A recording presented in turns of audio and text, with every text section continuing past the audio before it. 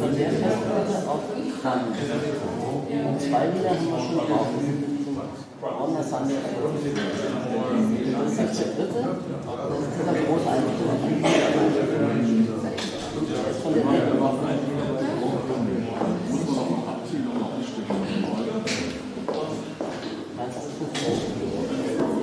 Naja, wirklich mal, wie lange dauert das? Das muss man auch nicht. Versteht man das?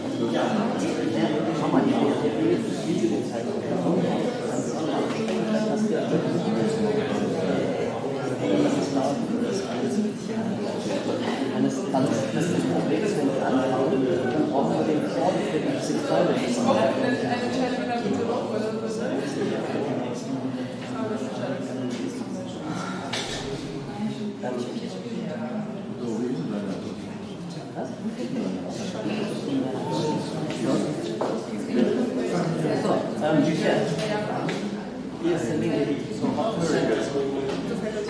You have Diana and I? You have Diana with him? Yeah. For the link?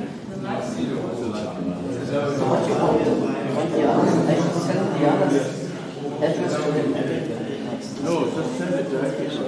Yeah, that's much easier. That's very easy. But she has to be part of the party. She has to tell you that So SS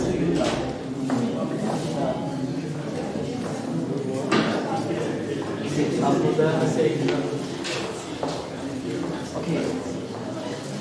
Jetzt habe ich es klar. Dann können wir das Video die Woche zeigen und die internationale Woche schauen.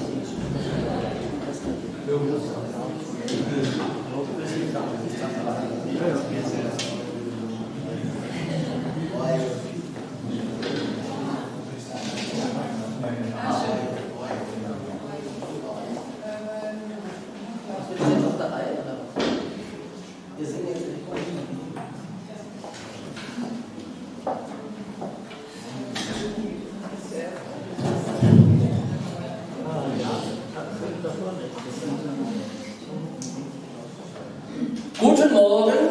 Wow.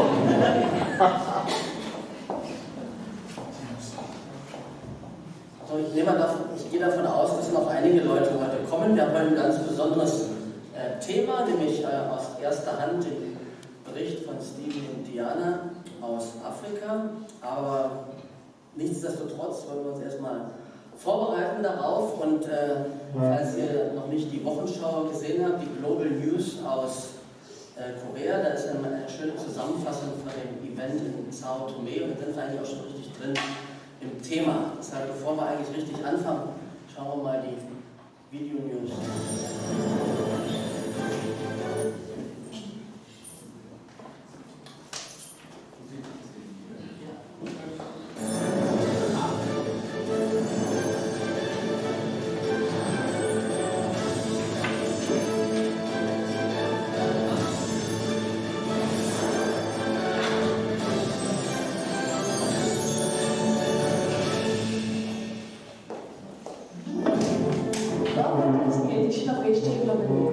After offering to God the event in Sao Tome and Principe, True Mother blessed that the country as a heavenly nation. She then returned to Korea to connect the victory of Sao Tome and Principe with Korea and celebrate the traditional day of Chuseok.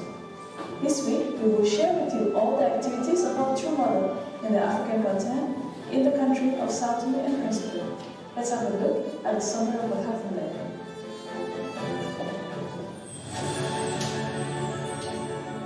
The place where the last became the first.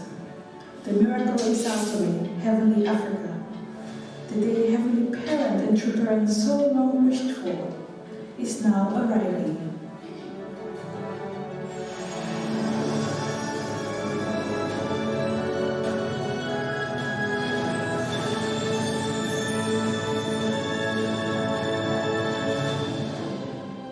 Early this year, Evaristo Cabalbo, President of Sao Tome and Principe, came for True Parents' Holy Wedding anniversary. After studying the purpose of the founding of the World Peace Summit, he prepared the environment and last May an MOU on New Africa project was signed between UPF and the government of Sao Tome and Principe. Sao Tome and Principe is carrying out the Providence, the place where the last became the first. True Mother received a report on his victory on her arrival in Sao Tome and Principe. She was welcomed by government officials, Ministry of Foreign Affairs, as well as the bright youth, the pure waters of Sao Tome and Principe. They came to chair the first day of this new history.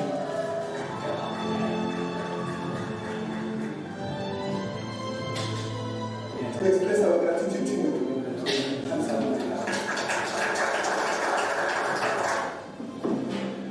A new day heralding the top-level state summit. In the run-up of the Sao Tome and Principe summit, True Mother visited the presidential palace where she was warmly welcomed by President Cavallo. She later presented her solutions for world peace to the president in an interview with national television and several international media.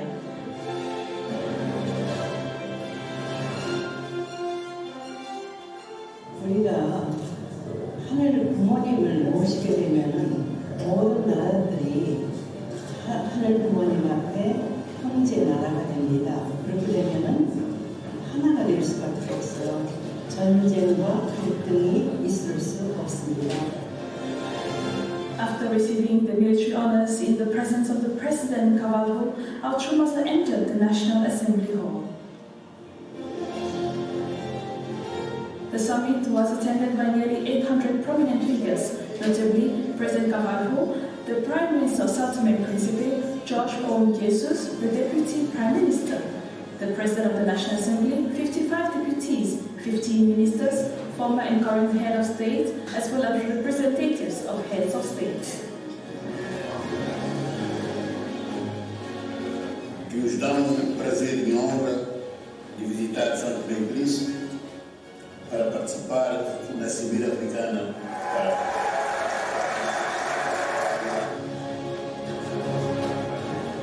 After being introduced by former Nigerian President Goodluck Jonathan, our True Mother in her message granted her blessing to Sao Tome and Principe and urged everyone to make it a model for Chanaka. 이제는 하늘 섭리의 진실을 알아야 합니다.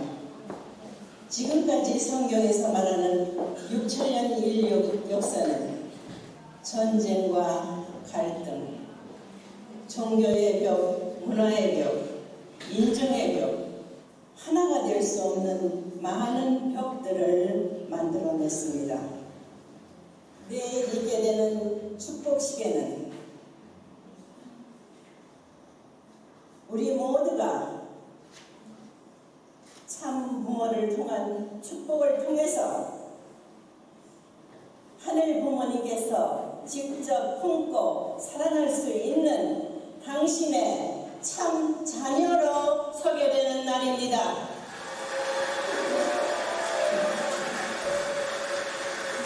(6,000년간) 고대해 나오신 하늘 부모님께서 이제야 내 아들이여 내 딸이구나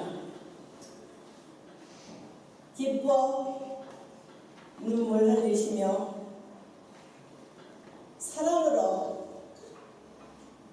품어주실 수 있는 그날이 축복받는 날인 것입니다.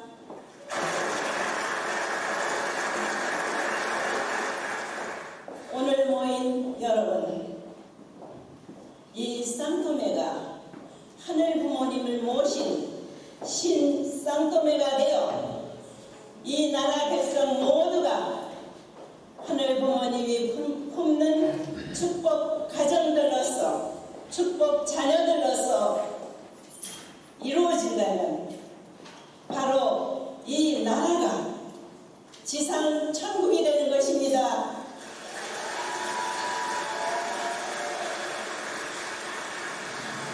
특히 이런 날을 함께 협조해준 상토메 대통령과 전 강요 장관들에게 감사를 드리면서 우리 기피코 산토메를 지상 천국으로 만듭시다. All participants responded with loud cheers.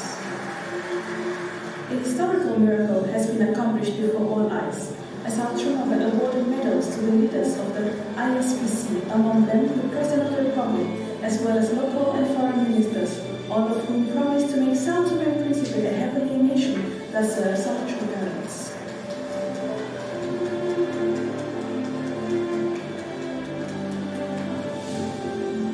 The welcome dinner filled with gratitude and congratulation. True Mother gave a message of love to the sons and daughters of Sao Tome and Principe, who were together like one family. 하늘 부모님이 우리의 부모님이시고 우리가 그분의 자녀로서 한 가족이 되었습니다.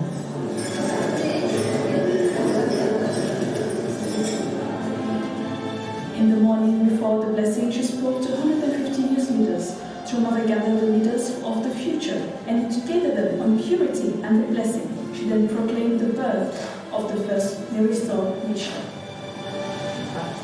처음으로 아프리카 대륙에서 이 상토메가 하늘 부모님을 모시는 독생녀 참 어머니와 하나 돼서 하늘 섭리의 완성을 이루고자 약속한 자리에서 오늘 축복이 이루어지게 된다.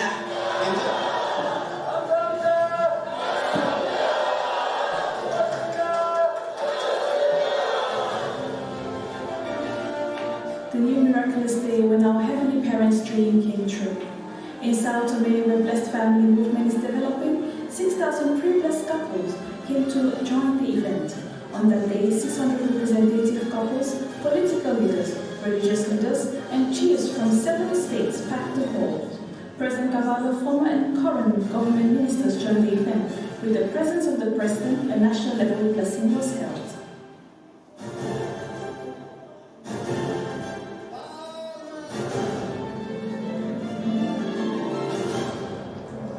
이 나라의 미래를 놓고 하늘 부모님이 함께하는 신 상토메를 이끌어 나가는 축복 과정임을 자각하게 하옵소서. 하늘 부모님을 모시고 사는 나라로서의 본이 될 수 있는 오늘 축복받은 당신의 아들, 딸을 기억하여 주시옵소서. More than 200 YSP youth pledged to stay pure and create true families. Then our True Mother gave President Cavallo Leadership and Good Governance Award and plaques of recognition to the Prime Minister and parliamentarians, after which the blessing started. The Sao Tome and Principe Summit and the blessing ceremony were broadcasted by 14 media outlets, including the state-run news agency. The live coverage was broadcasted both in and out of the country. The festival in Sao Tome and Principe was the first model of a nation that gave its full national support. Since last June, in accordance with the agreement made with the government of Sao Tome and Principe, 140,000 new students, which account for 75% of the population, are taking Hyojong character education. Together, they prepared a big peace festival in Sao Tome in a large open space where over 40,000 young students attended. At the venue of the festival, the mayor of the city, the youth, people from the Ministry of Education, Ministry of Culture were all present. The event was also graced with 5 ministers, the minister's first lady and acting prime minister. The youth could present solutions to the world problems from their perspective. The synergy, the contests, the Tony Noodle demonstration, and Hyojong cultural performances were broadcasted live on national television for 7 hours. Government officials were grateful to our True Mother for conducting youth student movements and education for the future of Sao Tome and Principe. 40,000 young students participated in the Peace Festival. Heavenly Sao Tome and Principe unfolds the hope and dreams of living together with heavenly parents. The first country that became completely one with heavenly parent awakens the hope and providence of heaven. A new era has dawned for Sao Tome and Principe of heavenly Africa. A heavenly world through the establishment of Channel is now arriving.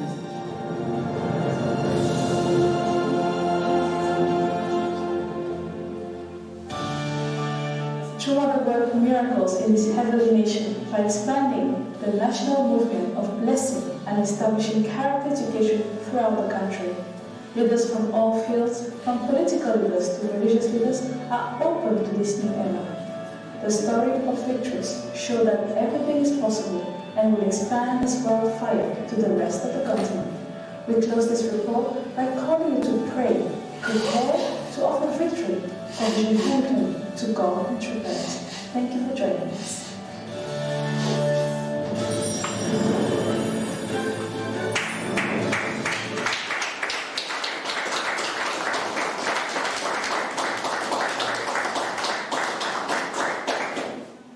Oh, die Kirche hat sich gefüllt. Schön, einige Gesichter zu sehen, schon lange nicht gesehen. Welcome. So, jetzt wollen wir noch 10 Minuten Deutsch machen und dann switchen wir auf Englisch. Lass uns zuerst mal ein gemeinsames Lied singen. Afrika hin, Afrika her, wir müssen was Gemeinsames singen, stimmen wir auch dazu. Light of Grace.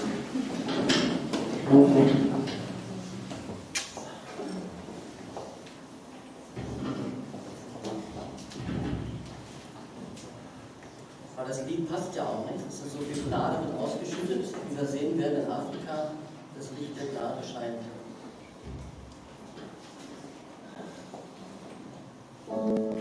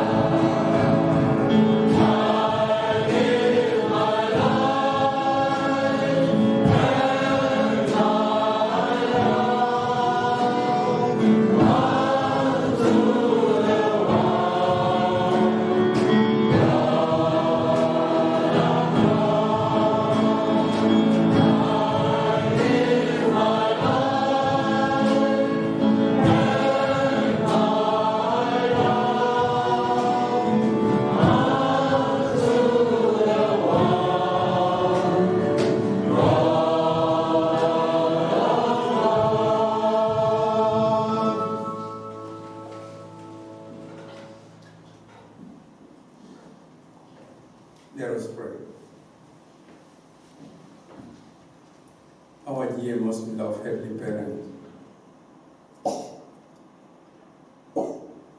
It is with a heart full of gratitude and thanks that we gather here this morning, because we have seen a little bit and feel a little bit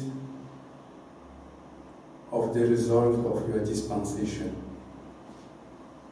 We know how far you came from and how deep was the wound in your heart. But we can see the light at the end of the tunnel. We can experience it. And we are so grateful to have been blessed, because we know billions of people, billions of great saints and sages have offered everything they could in order to come to this point, but it was never given to them. We who did not do much, we are so blessed to be here today and to leave this history.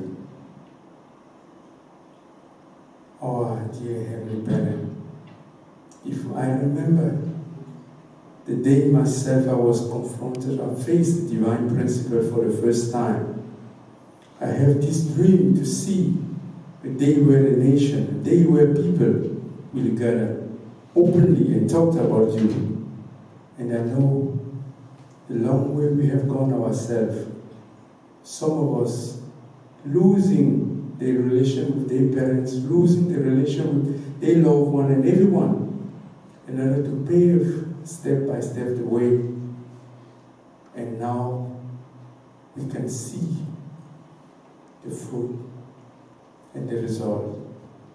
We know our true parents have given everything they could.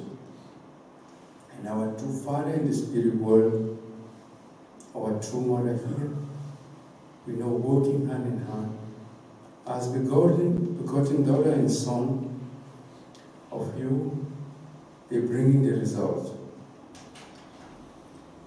We want to pray that we here today, having this opportunity and this blessing to listen from people who were there, who have witnessed, who have seen and worked,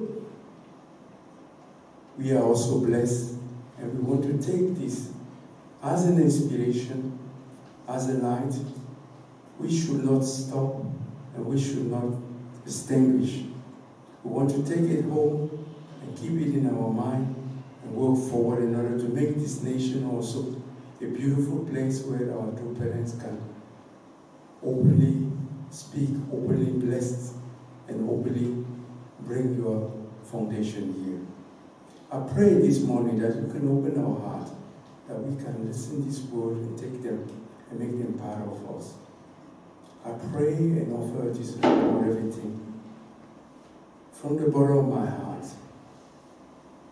In my name, Albert Mogo, as well as the name of all of us gathered here. Aju. Aju. Aju.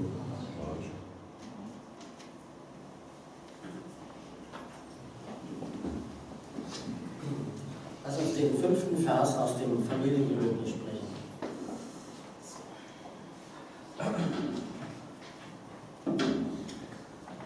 Kajo Mengse, Chongelbuk, Chui, Kajo, Chansa, Chinshago, Me, Chichok, Chansa, Sewa, De Sanjok, Chisan Sede, Toyo, Chonchijok, Baiju, Chochiba, Kosul, Mense, Familiengelöbnis Nummer 5. Ihr als Familie und Bürger des Himmelreichs, gegründet auf wahrer Liebe, wir loben den Prozess der Vereinigung der himmlischen Welt als Subjekt mit der irdischen Welt als Objekt stetig voranzubringen. Okay, setzt euch. Kleine Programmverschiebung. Als Hondogi haben wir heute einen Bibelvers und einen kleinen Auszug, ganz kurz aus Vaters Ansprache von 1996. Ich lese jetzt mal einen Bibelvers vor, ausgewählt von unseren Vortragenden aus dem Matthäus-Evangelium. Matthäus 6, 25 bis 33. Darum sage ich euch, macht euch keine Sorgen um euren Lebensunterhalt, um Nahrung und Kleidung.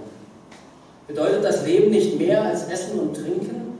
Und ist der Mensch nicht wichtiger als seine Kleidung? Seht euch die Vögel an. Sie säen nicht, sie ernten nicht, sie sammeln auch keine Vorräte. Euer Vater im Himmel versorgt sie. Meint ihr nicht, dass ihr ihm viel wichtiger seid?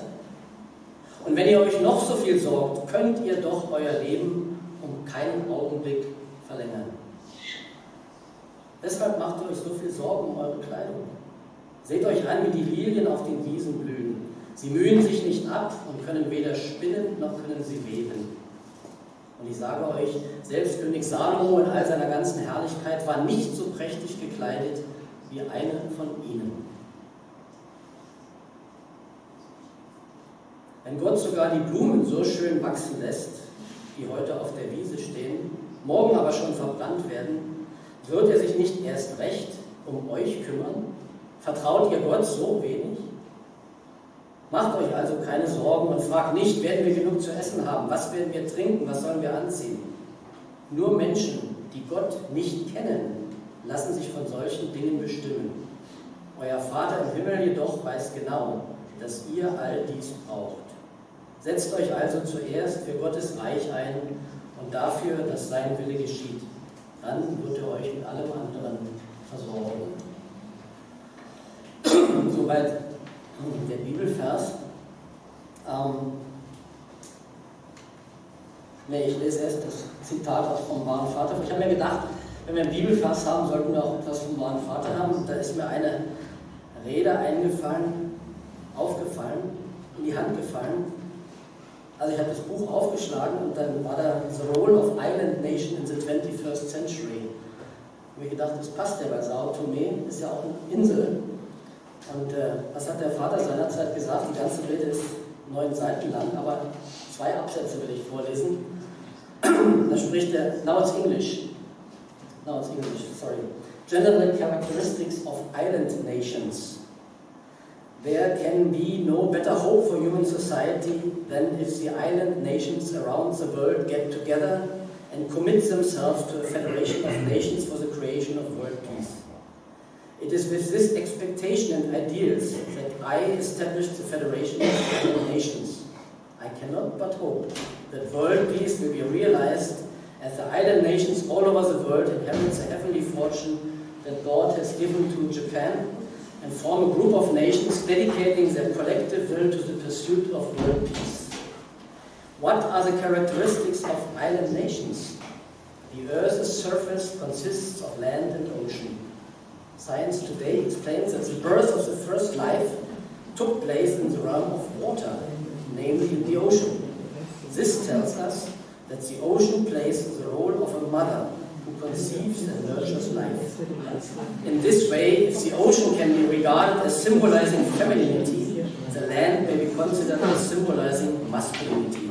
Therefore, it can be said that island nations located in the ocean symbolize women, and continental nations and peninsular nations symbolize men. And from a spiritual perspective, one might say that island nations have certain characteristics of a woman, such as objectivity, dependability, nurturing, endurance, and receptivity. On the other hand, continental nations may be seen as masculine, possessing such attributes as subjectivity, creativity, and physical abundance. Following this comparison, the role of island nation may be described as identical to that of a woman in human society. Women get married and traditionally expected to wholeheartedly love and serve the family. Women shine and blossom by means of building dynamic relationships of love with their spouse and giving birth to children. As mothers, women have the important responsibility to nourish children, bring them up, and educating them to be wholesome and virtuous. We can say island nations have a similar role to play. And then, just one more short quotation here. Then Chufasa relates to the women history, and he concludes, With the Federation of Island Nations, unites and spreads through the virtues of service and dedication exemplified by these women, the light of hope will burn brightly before the future of humankind. Island nations must inevitably seek the continent. This is based on the same principle that a woman seeks a loving relationship with a man. There's much more in it, but I felt what we could see in the last week in Africa happening, especially in this island nation of Sao Tome, it's really something which shouldn't stay there, right? It should reach out to the continent. That's why I felt Father is very prophetic. I mean, I knew it already, but somehow I'm, confirmed by it. Okay, before I now give the mic to Stephen and Diana, let us sing one more song. I hope it fits. I thought it's a little bit African spirit. Kumbaya, my Lord. I hope you can play it in the right spirit, huh? And sing it in the right spirit. You better stand up. Please stand up. This is better. Otherwise.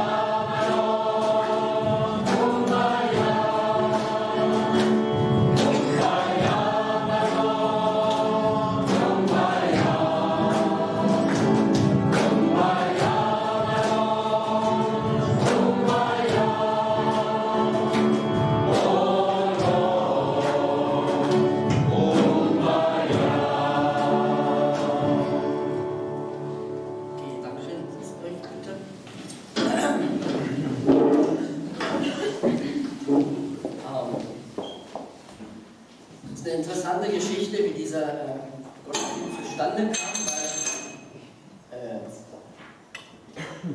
vor ein paar Wochen habe ich zufällig mein Internet aufgemacht und da fiel mir komischerweise von der Diana ihre Webseite ins Auge. Warum, weiß ich bis heute nicht. Und ich habe verstanden, dass sie sehr aktiv sind in Afrika und vor allem auch eine ganze DVD produziert haben über Lectures für afrikanische Pastoren, sodass sie die Segnung geben können. Und weil wir in Frankfurt ja auch gerade dieses Projekt hatten, hat mich das sehr interessiert, habe mir diese DVD geholt und fand das sehr anregend. Soweit, so gut. Und dann habe ich aber mitgekriegt, dass die beiden sehr aktiv waren in Südafrika und auch in Sao Tome. Und wie sie jetzt zurückkamen aus Afrika, haben sie mich kontaktiert, habe ich gedacht, das ist die Chance, lass uns mal hören aus erster Hand, wie es da hinter den Kulissen aussieht und was überhaupt in Afrika abgeht. Weil wir sehen natürlich die Wochenschauen, wir sehen vielleicht bestimmte Bilder von großen Segnungen, aber viele Kleinigkeiten, die sich dahinter abspielen, die kriegen wir gar nicht mit, es sei denn, wir sind vor Ort. Und ich habe gerade heute Morgen verstanden, wie wir vorbereitet haben hier in unserem Gottesdienst, muss ich jetzt einfach mal sagen, es ist doch gut, dass es Deutsche gibt, sorry, die gewisse Sachen organisieren, und zwar so im Hintergrund, dass man sie nicht sieht. Vielleicht ist das unser Schicksal, aber ich bin der Meinung, es ist doch gut zu sehen, dass wenn wir richtig zusammenarbeiten und die Qualitäten, die jeder hat, richtig einsetzen kann, dann können große Sachen, sehr große Sachen rauskommen und die Vorsehung der wahren Eltern, die kann sehr erfolgreich sein. Auf der anderen Seite können wir eine Menge von Afrika lernen und deshalb möchte ich jetzt Steven und Diana einladen, uns den Bericht zu geben über Stammesmessiaschaft, über die Ereignisse dort und lasst uns mit einem großen thunderous round of applause willkommen heißen.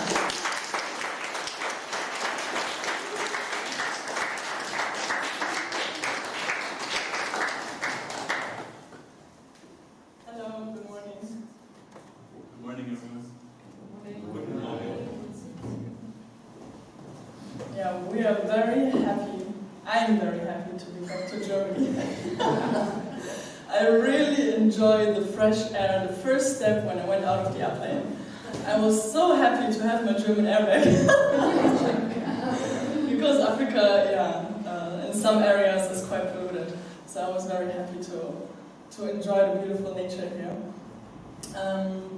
We have a few topics and points that we would like to share with you today. And we would like to start with the reason why we went to Africa. And I think you can start with that. Hello everyone.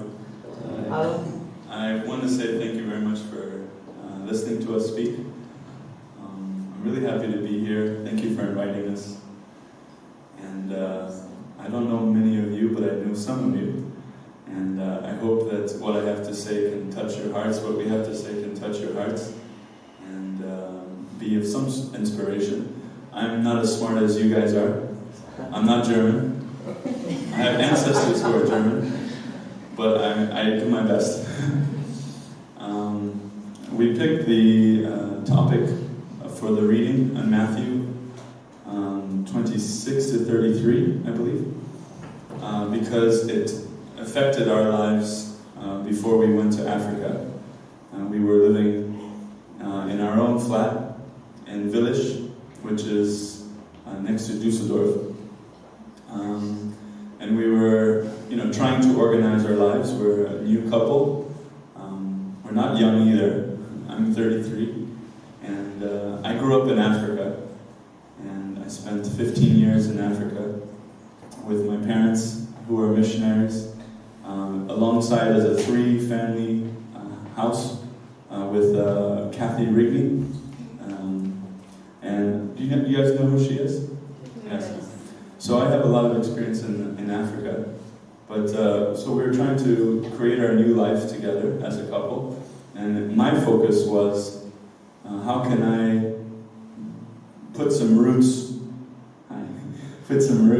into the ground here in Germany, new in Germany, and how do I build a family? What kind of work can I do to financially sustain myself and my family? How can we build a family together? But my priority was more thinking about what skills do I have that I can do so that I can have a home, income, and life, basically. And I thought this is my priority. And I came to realize, listening to True Mother speaking a lot, that, and through the scripture, that my priority was wrong.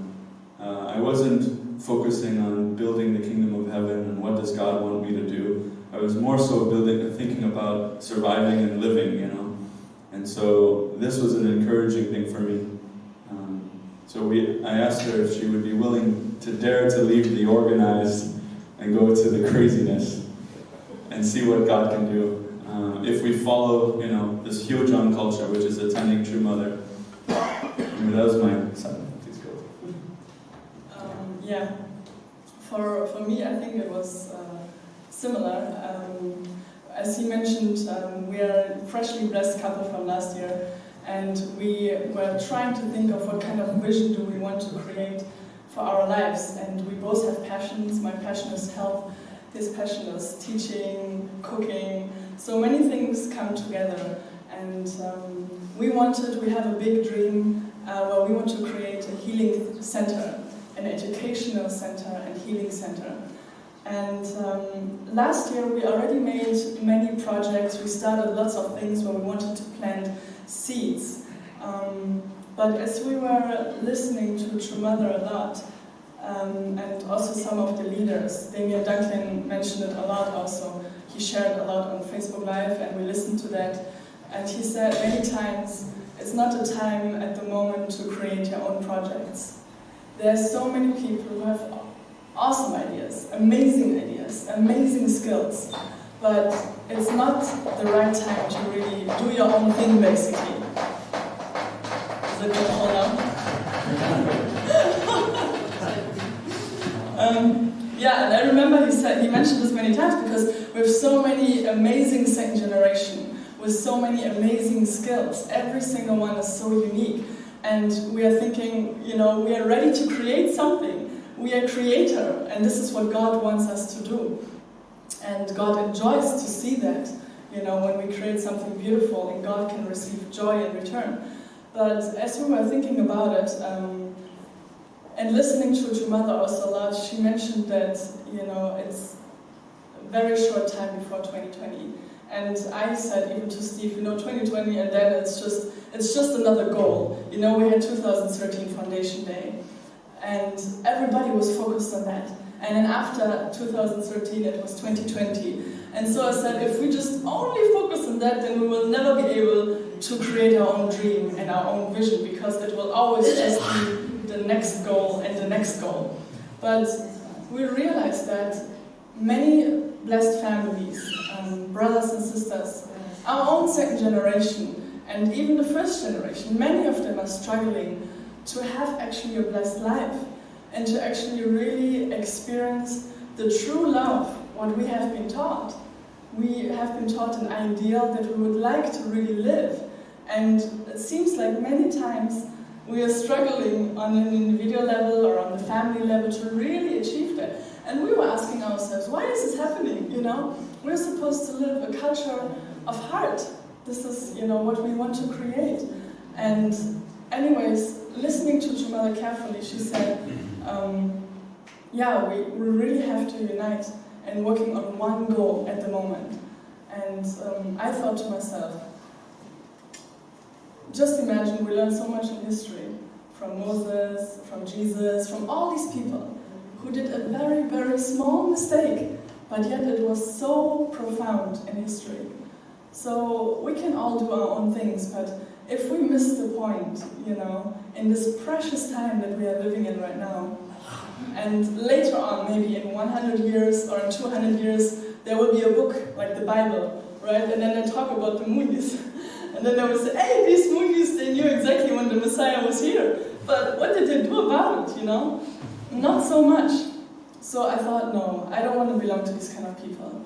I don't want to do the same mistake that we are judging other people from. Why did they do this mistake, you know, when we learn about history and the wrongdoings?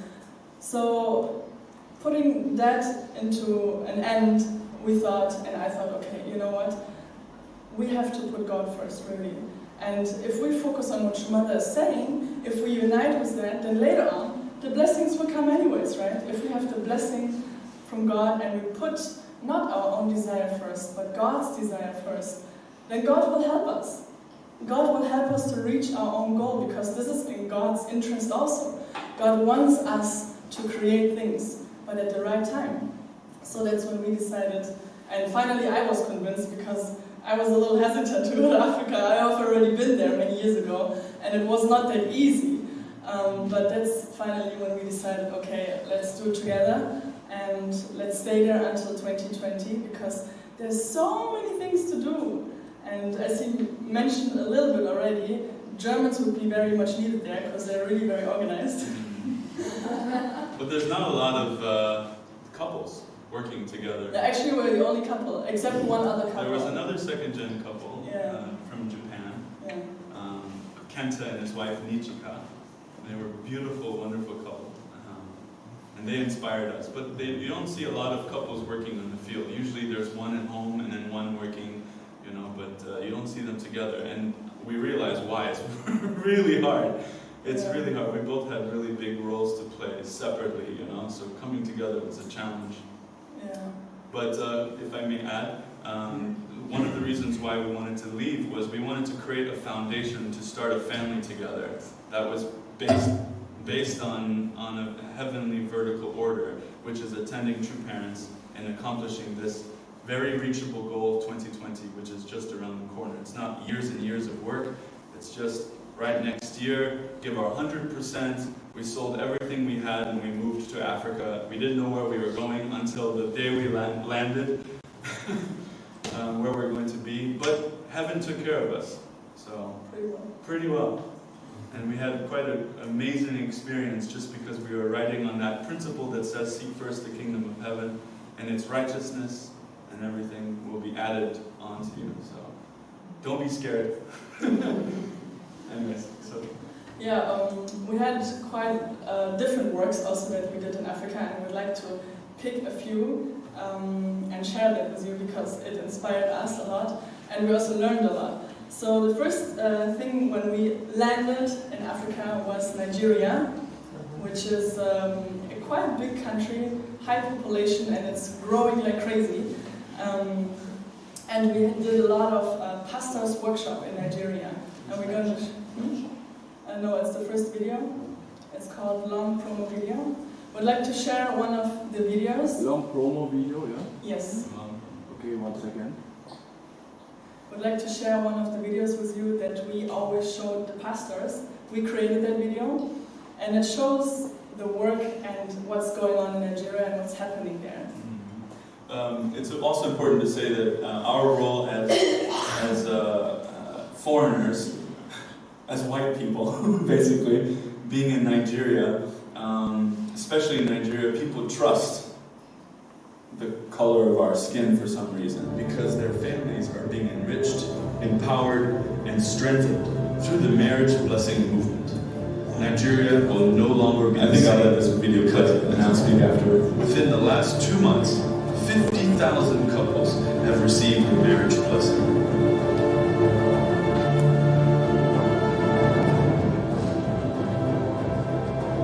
The first church is the family, and if every individual family is good, the society will be good. So if the family is at peace, surely the world will also be at peace. The excitement has arrived, and Nigerians are excited about what God is doing in their families. Families are being healed and restored through the blessing. This is spreading from tribes to community, and it is transforming Nigeria into a peaceful nation. We stand here today as a couple, as a living testimony. After 24 years of wonderful married life, after 7 beautiful children, our marriage broke down. And my God said to me, if you stand strong and walk with Reverend Moon, I will bless you in a tremendous way within 30 days. Within 10 days, I was preaching in my church. Some folks started shouting in the rear. I thought I was preaching pretty good. But after a while, I realized they weren't even paying me any attention. Cleo had walked in the church.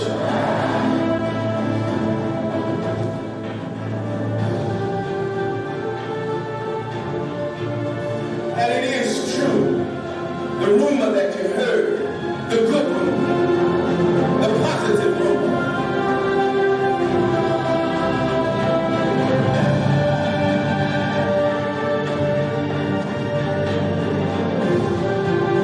And then one Sunday, my marriage was blessed, was taken off sand and put on the solid rock. The last past 6 years has been gratifying to me. It's been wonderful to me because of the blessing that I have received. I can think better now. I can see better now. I can walk better now. I can even love better now. My wife looks better to me now. My children are more wonderful to me now. Our church has been blessed. This is very revival. Other marriages in our church have come back together.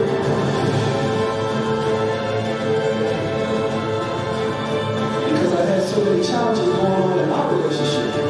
Here we are sitting in a room full of people, couples, about to be blessed with our marriage, and we weren't speaking. Then father and mother in the room came into the room. We reached our hands out, and father touched us. He touched my hand and touched my right hand, put them on top of each other, and just shook them like this. And saints, I can feel my marriage being healed.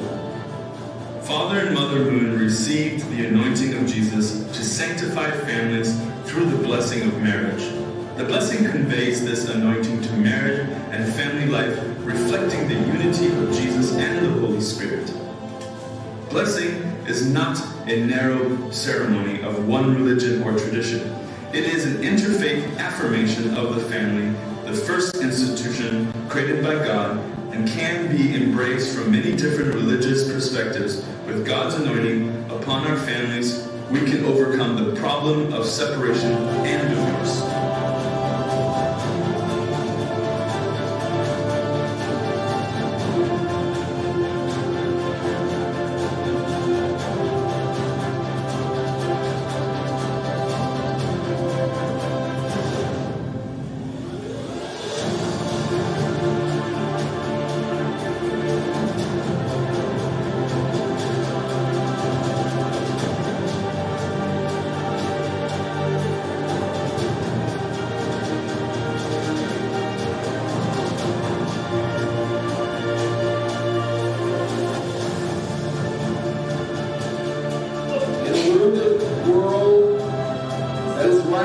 Violence and hate and suffering and terror, and move us toward establishing a culture on God-centered healing marriages. That every child be loved by true and loving parents, and that every home be filled with your peace. We are here today to do battle with the forces of evil. We have declared war on the battalions of darkness. We have put on the whole armor of God. We are now ready to fight. We are going to the enemy's camp and take back everything the enemy has stolen from us. We are going to take back our family from destruction. We are going to take back our children from the streets. We are going to take back our marriage from the divorce courts. We are going to take this world back from the hands of the devil. And now the anointing and the mantle have been passed on to us. To pass the mantle on to our children and our children's children, in order that they may pass the blessing on to a number that no man can number. From 2015, Family Federation for World Peace has been moving from village to village, addressing the core issues of family breakdown and domestic violence, educating families and breaking through the barriers of division, halting divorce, and transforming families into loving, peaceful families of Nigeria, one family, one tribe at a time.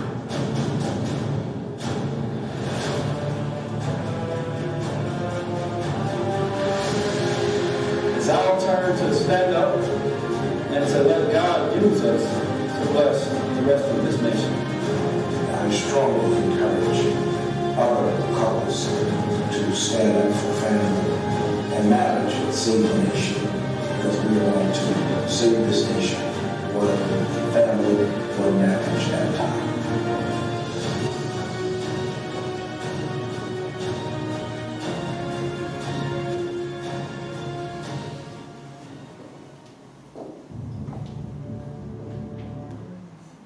It's pretty amazing, isn't it?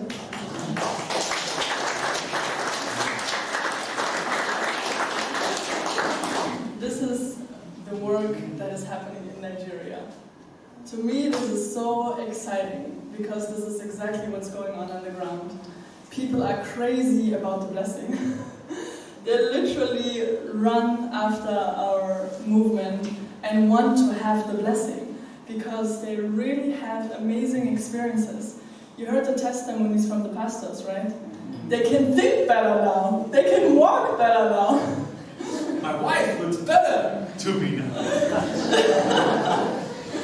You know, when we were in Nigeria and then sometimes during, Sunday service or after the workshops, they share their testimonies when they receive the blessing, when they do their 40-day separation.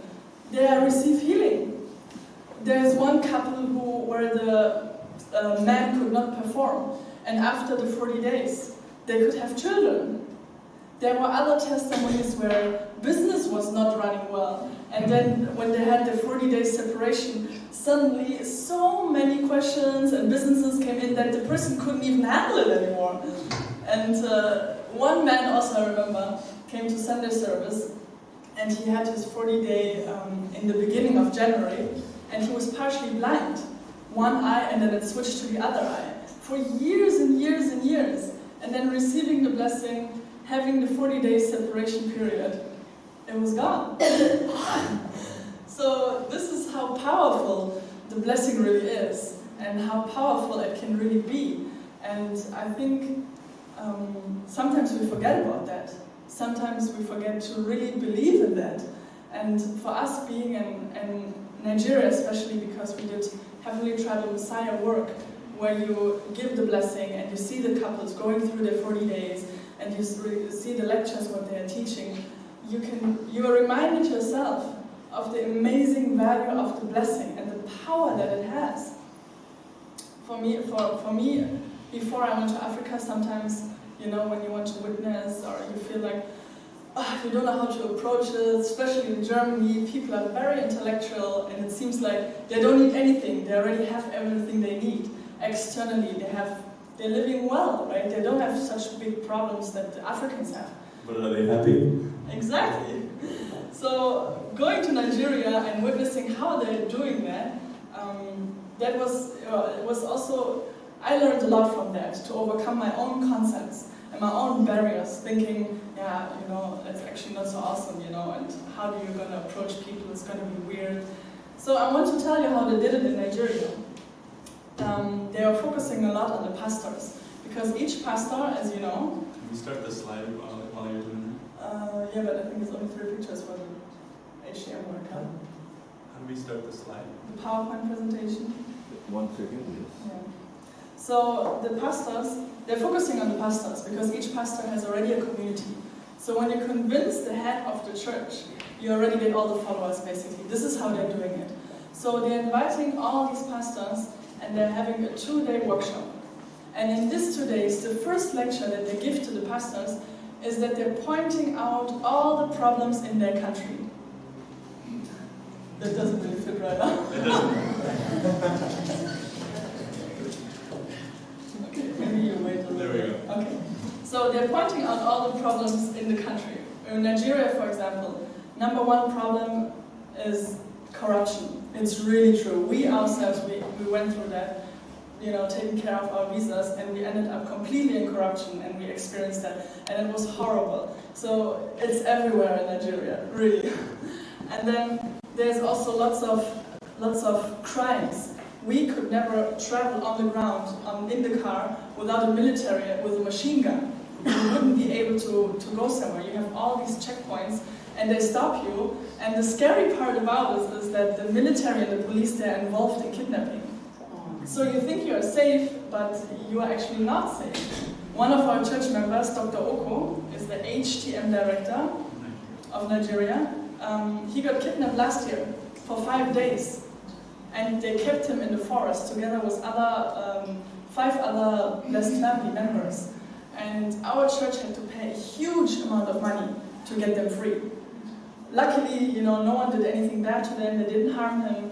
But it's so scary because the police was involved, So this is also one huge problem, is the crime and the corruption, that you are not safe basically in that country. Also, polygamy. I don't know, I've heard that word first time when I went to Nigeria. Is basically there's one man who can have many different women. We all heard about that. Wives. Yes, wives. And it's still going on in Nigeria, and I'm sure also in other African countries. And then you can imagine you have the problems, diseases spread, if they're in big positions, they need to feed all the wives with all the children, so they put the money in their own pocket, and this is where the money is going, because they need to feed all the wives with the children, And all these kind of really strong problems is what they're still having, in Nigeria, especially in Nigeria. And so what our lecturers are doing, they're pointing out really these problems that they have. And they're coming to the conclusion, why is all this a problem? It's because there's no family structure. There's no one wife, one woman faithfully to each other, centered on God. Then you wouldn't have crime if the children are peaceful and growing up in a safe environment. There would not be corruption because one man doesn't have to take care of 5 women, or many, many children. And all these kind of problems would just disappear if you would have a good family. And so then they start to talk about the ideal family, and they're bringing the solution to the pastors, because the pastors themselves, they don't know what to do. They don't have the solution. The political leaders, they don't have the solution. They can sign the papers, there's no war, but still it's still broken families. So this is what they're teaching in these pastor workshops, focusing on the problems and then giving them the solution. And that's why they're so crazy about it, because it's really a candle of hope that you give to them, basically. We didn't know that we had the solution the whole time. We didn't know we had the solution. Because we don't believe we have the solution, we are quiet. And we sit in our families, and our family gets corrupted because we don't have the power to speak. And so when we're in Nigeria, what that video was, it spoke to our hearts. When we saw what was going on, we saw that, wow, God is alive and God is moving here in Nigeria, and He's the one in the background really trying to get the blessed families to see you really are the solution. The reason why it's not working out for you is because you're only focused on yourself. You're not focused on being the solution for other people, being the solution for your wife, being the solution for your husband, children attending their parents. And so when we saw that, we wanted to videotape everything and show everybody. So we made this video to show to every 2-day workshop we do from all the pastors that we go to see at their churches. We showed this video, and it's really, really empowering for us, for the members. As you said, it was really inspiring to ourselves, because sometimes we really forget, or we stop believing that we actually have the key in our hand. We just need to know how to live it and how to approach it. So being there in Nigeria was really helping us also to understand how can we actually bring this to other people to really, be a solution, because we have the answers. Yes, please. So this is when we arrived, we had 1 2-day workshop where, for the first time, instead of paying for everything, we decided we're going to charge money for pastors to come. So we charged 50,000 naira, which is somewhere along almost $100 per person. So the couple is 100,000 naira, which is $200. And so this gentleman here, Pastor Okoriko, and his wife attended. And we had 12 pastors and their wives attended. And they paid for the first time. And they attended a small private gathering, which is where we filmed and made the DVDs that we're distributing out. We'll talk about that later. But this couple here pledged at the end of the 2-day workshop and received the holy wine and was having a spiritual experience. He's a mega TV evangelist in his state in Nigeria. There's like 32 states in Nigeria, if I'm correct. And he's on the south side. And Pastor Okoriko and his wife are TV evangelists. He attended True Father's Causa Worldview years ago. And he really loved what he heard. And ever since then he's been on his own. But he's been taking bits of what he's been hearing about the fall not being a fruit. And he's been teaching, and he started his own church that was almost called a sect, a cult, because of what they were teaching was different from everybody else. But he has thousands and thousands of followers, and he invited us to speak to 120 of his pastors. Those are all of them. The other half is still over there, because people are really good at taking pictures in Nigeria. There's a half over there and half over there, you don't really know. So anyways, so we were invited to come personally, and this is the national leader of Nigeria, George Ogurie. Such an awesome brother, such an awesome pastor. He really holds everything together. This is Reverend Imo Nkanta. He's the education department leader. He's a phenomenal teacher. So here we are, all together, and we did a 2-day workshop. And everybody's really excited about what they're hearing, and they want us to come back. And before we leave, we make an action step. When you leave, you have to pledge to go and find 43 more people to come back together and do it. So there's always a follow-up. And we don't do the work, they do the work. We just show up and talk. This is 3 weeks after we did our first 2-day workshop. They came back with 120 people, and we taught all their pastors. They're not just somebody on the street. They're leaders with their own church organizations. So we were almost like a trophy. This is the example of a blessed couple from Europe. They're over here. We're not lying. This is true. Look, it's an example. So we were just like, hello. We get to speak once in a while. Should I go to the next one? Yes. This is another example of Reverend Imo teaching about the blessing, the value of the blessing. This is Reverend George Ikpot. He's the one of the chairs of UPF in Nigeria, and also Professors World Peace Academy director. He's so, like, when he talks, he's just like, bah! You can see, look at him, his eyes and his fingers, and he just goes, you know? And he was educating them about why they have such problems in their country. There was a map that they showed of the map of Africa, and highlighted in red of each country was the countries that practice polygamy. And he said, how interesting. And then he showed the next slide, which was the same countries highlighted in red with the highest level of corruption and problems, as my wife said earlier. So. You can continue. Okay, so on here, over here, this is in another state. It was the second week we arrived. We were invited to drive 6 hours through the scary jungles of Nigeria, going through 20 police military checkpoints for no reason why they want to stop you. For anything, get money, you do whatever. They just want to stop you, look inside, and I'm like, what do you need? You know, they're like, once they hear we are ambassadors for peace with UPF, then they're like, oh, you're here for peace, go ahead, you know.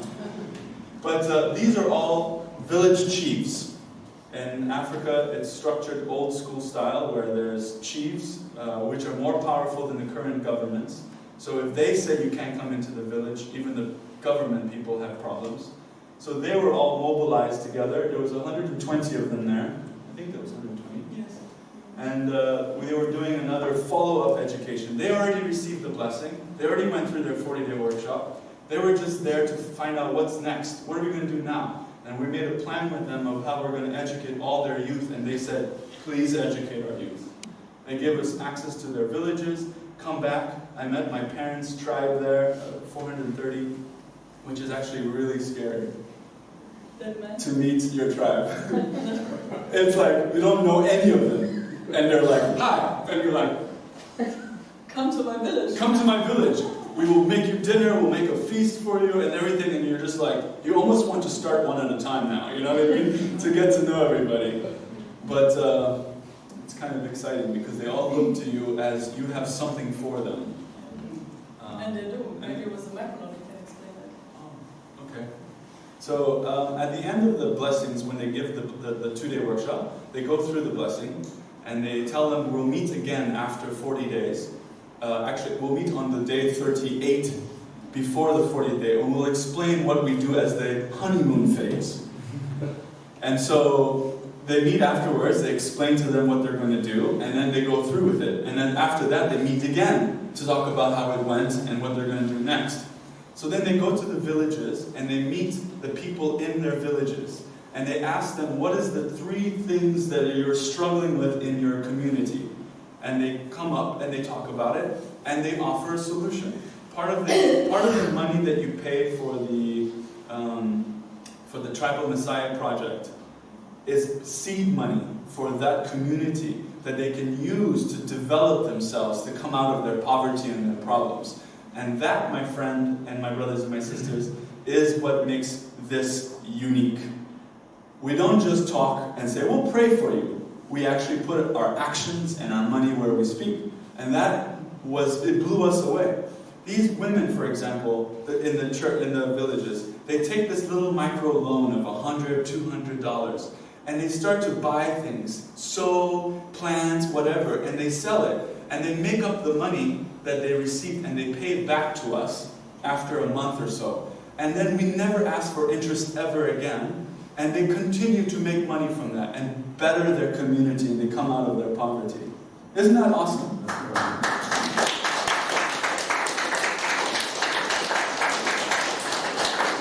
So that's why these villages trust us. We're not just white people or foreigners just coming to take from them.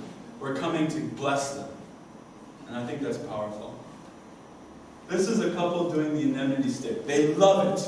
Everybody loves it. They all line up, couple after couple. They go like this, and they all show up, and sometimes the woman really beats the man. And then the whole crowd just falls off the chair because they crack up and laughter. Oh, it's so funny. They all do it. They absolutely all do it. And it's just a joy to see. I'm sorry we don't have the video footage of it, but the whole crowd is laughing.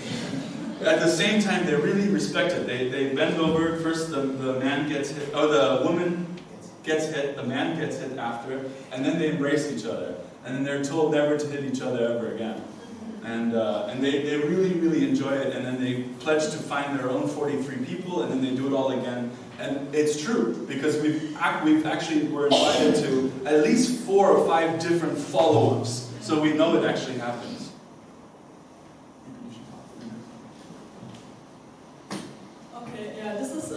This is also in Benue State, down on the left, which we already said.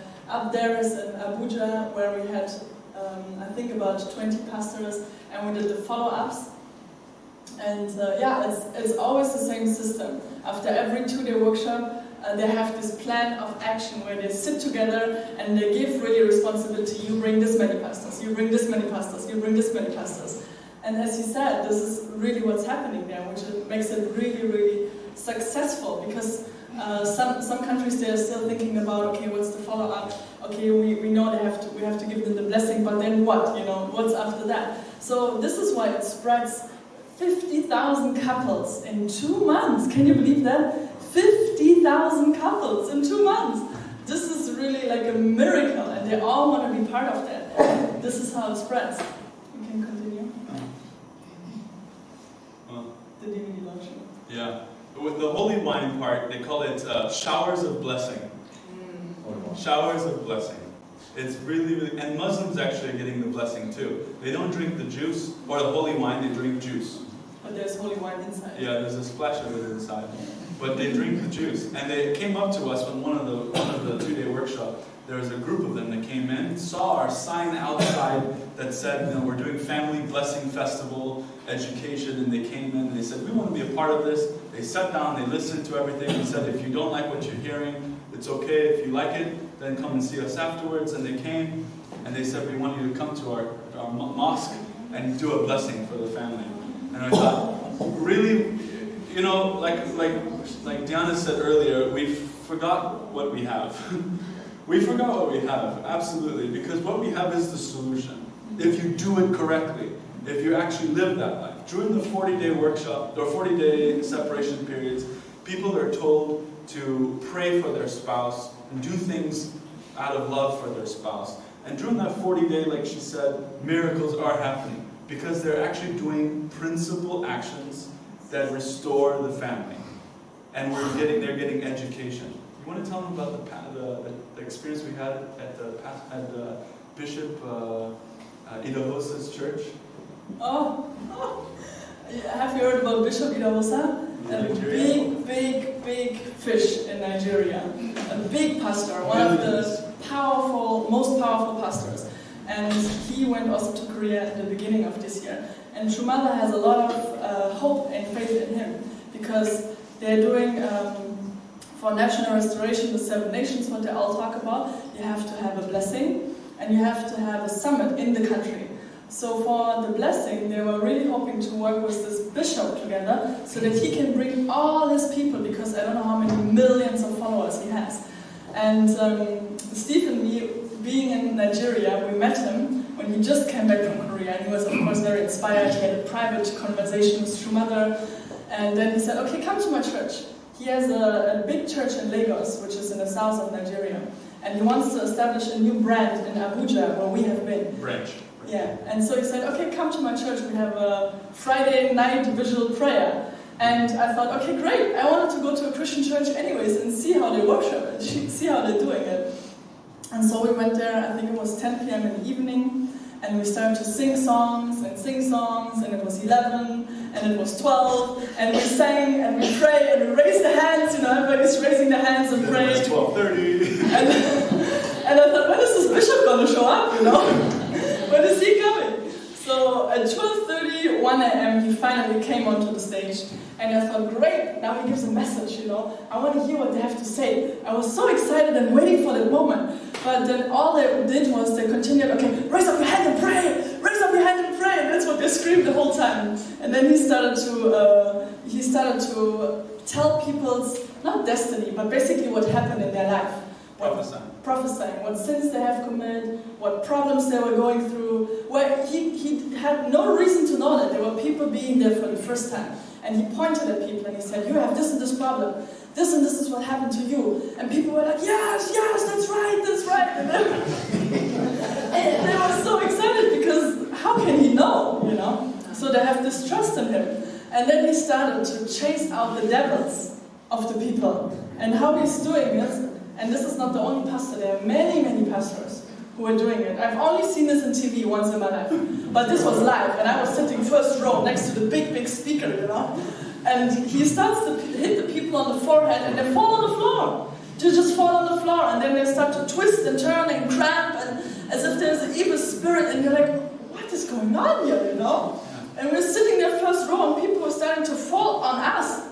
They were starting to fall on the floor, and sometimes other people were holding them, but sometimes they just fall on the floor, and then they're cramping there. And I was like, oh my God, this is not good.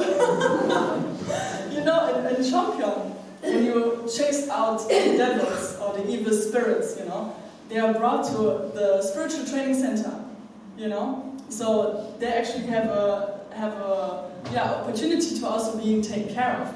But there, the spirits might come out.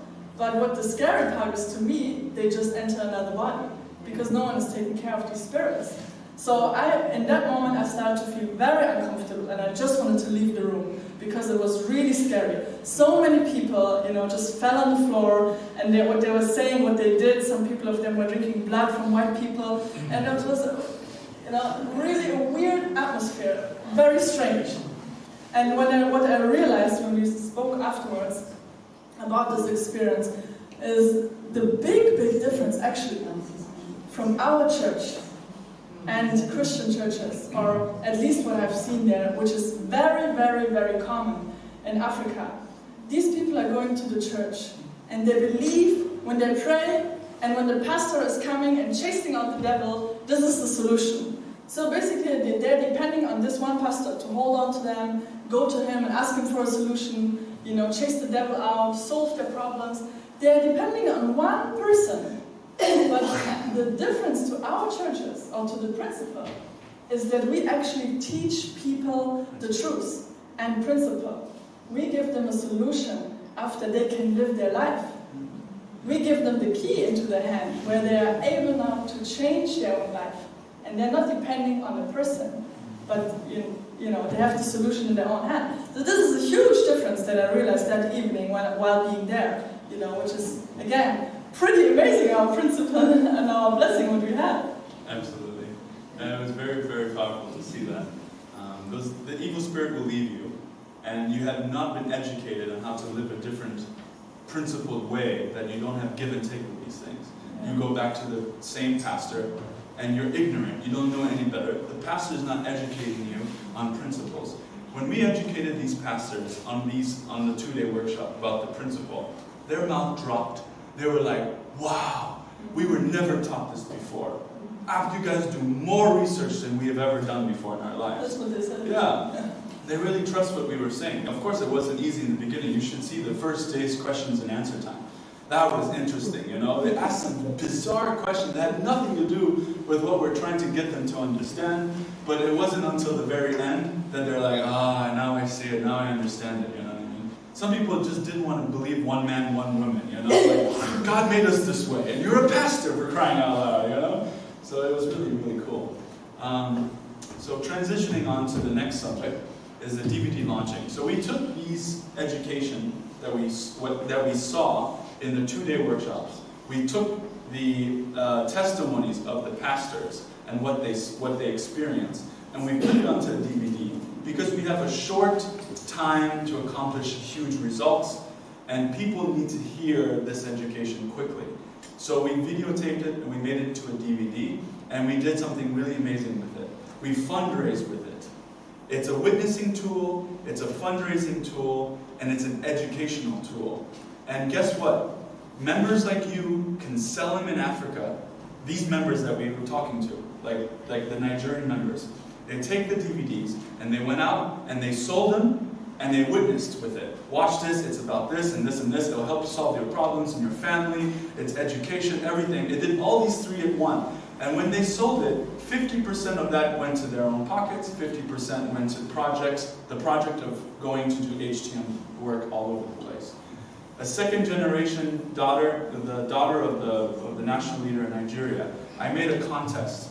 The first person to sell 100 DVDs in 1 month's time will receive the same amount of money as though they sold everything. So basically, I'm doubling their profit. And nobody else thought that was interesting. This young second generation did it. She's 19. In 2 weeks, she sold 100, and she made double the profit, which is a lot of money for somebody like on her age. It's like basically 2 monthly salaries. Yeah, it's 2 monthly salaries for somebody average working in Nigeria. Why would it not motivate you to do something? So this system is going to empower the people in Nigeria, and it's going to educate the Nigerians, and it's going to financially support the blessed families. So we made this DVD launching video. If you could play this, 1 minute and 23 seconds. We worked together with the CARP students to make this available. And I hope that it's a catchy video. You can give me some feedback later. But our hope is that DVD promo video. DVD promo video. Video report, a long promo video? No. DVD? No, I don't have it. I have just a video report. This is what I got here. Maybe it's on the... Can you, do you still have the hard drive? Yeah, I have it I think it's here. on Can you plug it in? I think it's in there. Hit the next button. It's a hard drive. It's on the hard drive, actually. Yeah, he's going to plug it in. Okay, never mind. Maybe you can put it in. But from the hard drive, Yeah, he'll play from the hard drive. So that's a video we made to promote this DVD, and you see all these young students, which are CARP members. They're all CARP members. And CARP members in Nigeria is not second generation. There's not one second generation child. These are all just students from the university which heard one of the lectures about Divine Principle and joined the CARP, which is pretty amazing. And we awesome. Yeah, we're going to share a little bit about it. Maybe you should switch with me. You want it? No, you go ahead. Take a look at it. Yeah, so this DVD has been going around, and you yourself found it very interesting. But it's been going around. A lot of different people from Europe, from America, and from Asia are asking for it because of basically in that DVD you have 7 videos, and in that 7 videos captures basically the education that is being taught, the secret of what is going on in Nigeria for why there is 50,000 couples growing, in the last 2 months. Were you able to find it? Okay, I'll go.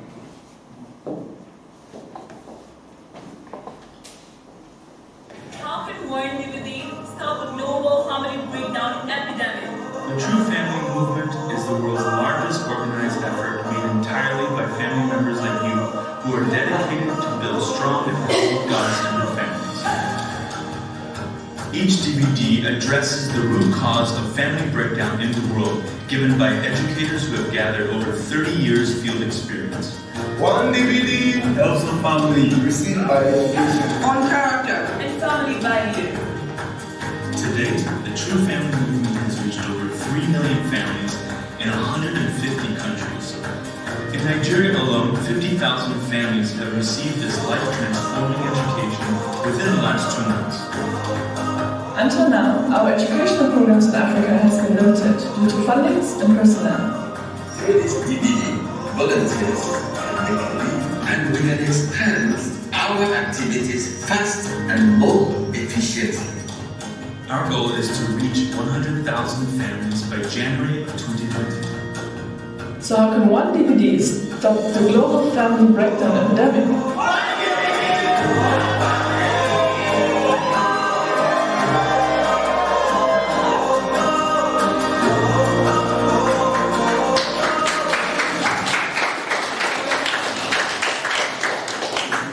I'll take your criticisms later. You guys are smarter than me.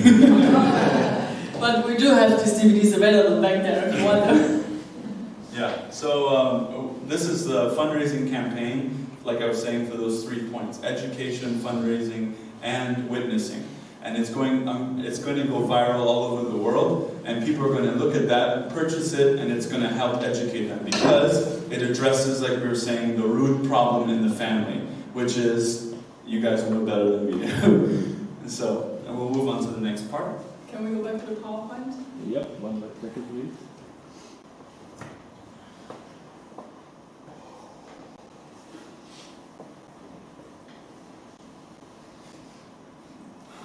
What was the next one? I think it's the CARP. That's, by the way, Steve's most favorite car. No. It's so scary. It's called Keke. And he absolutely protested. He didn't want to go up there. But there was no other way to move around. So I said, shut up, we have to go inside now.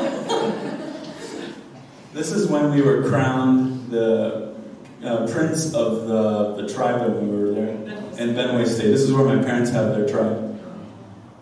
They took us in the back and just put on this traditional robe.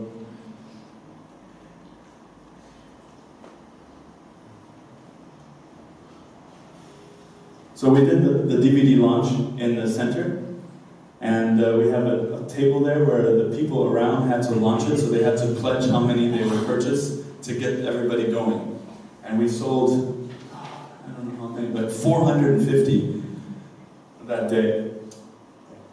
Oh, did you see our African outfits? We really enjoyed the colors in Africa. So this is the CARP. Yeah, sure, go ahead. Okay, starting with the first picture.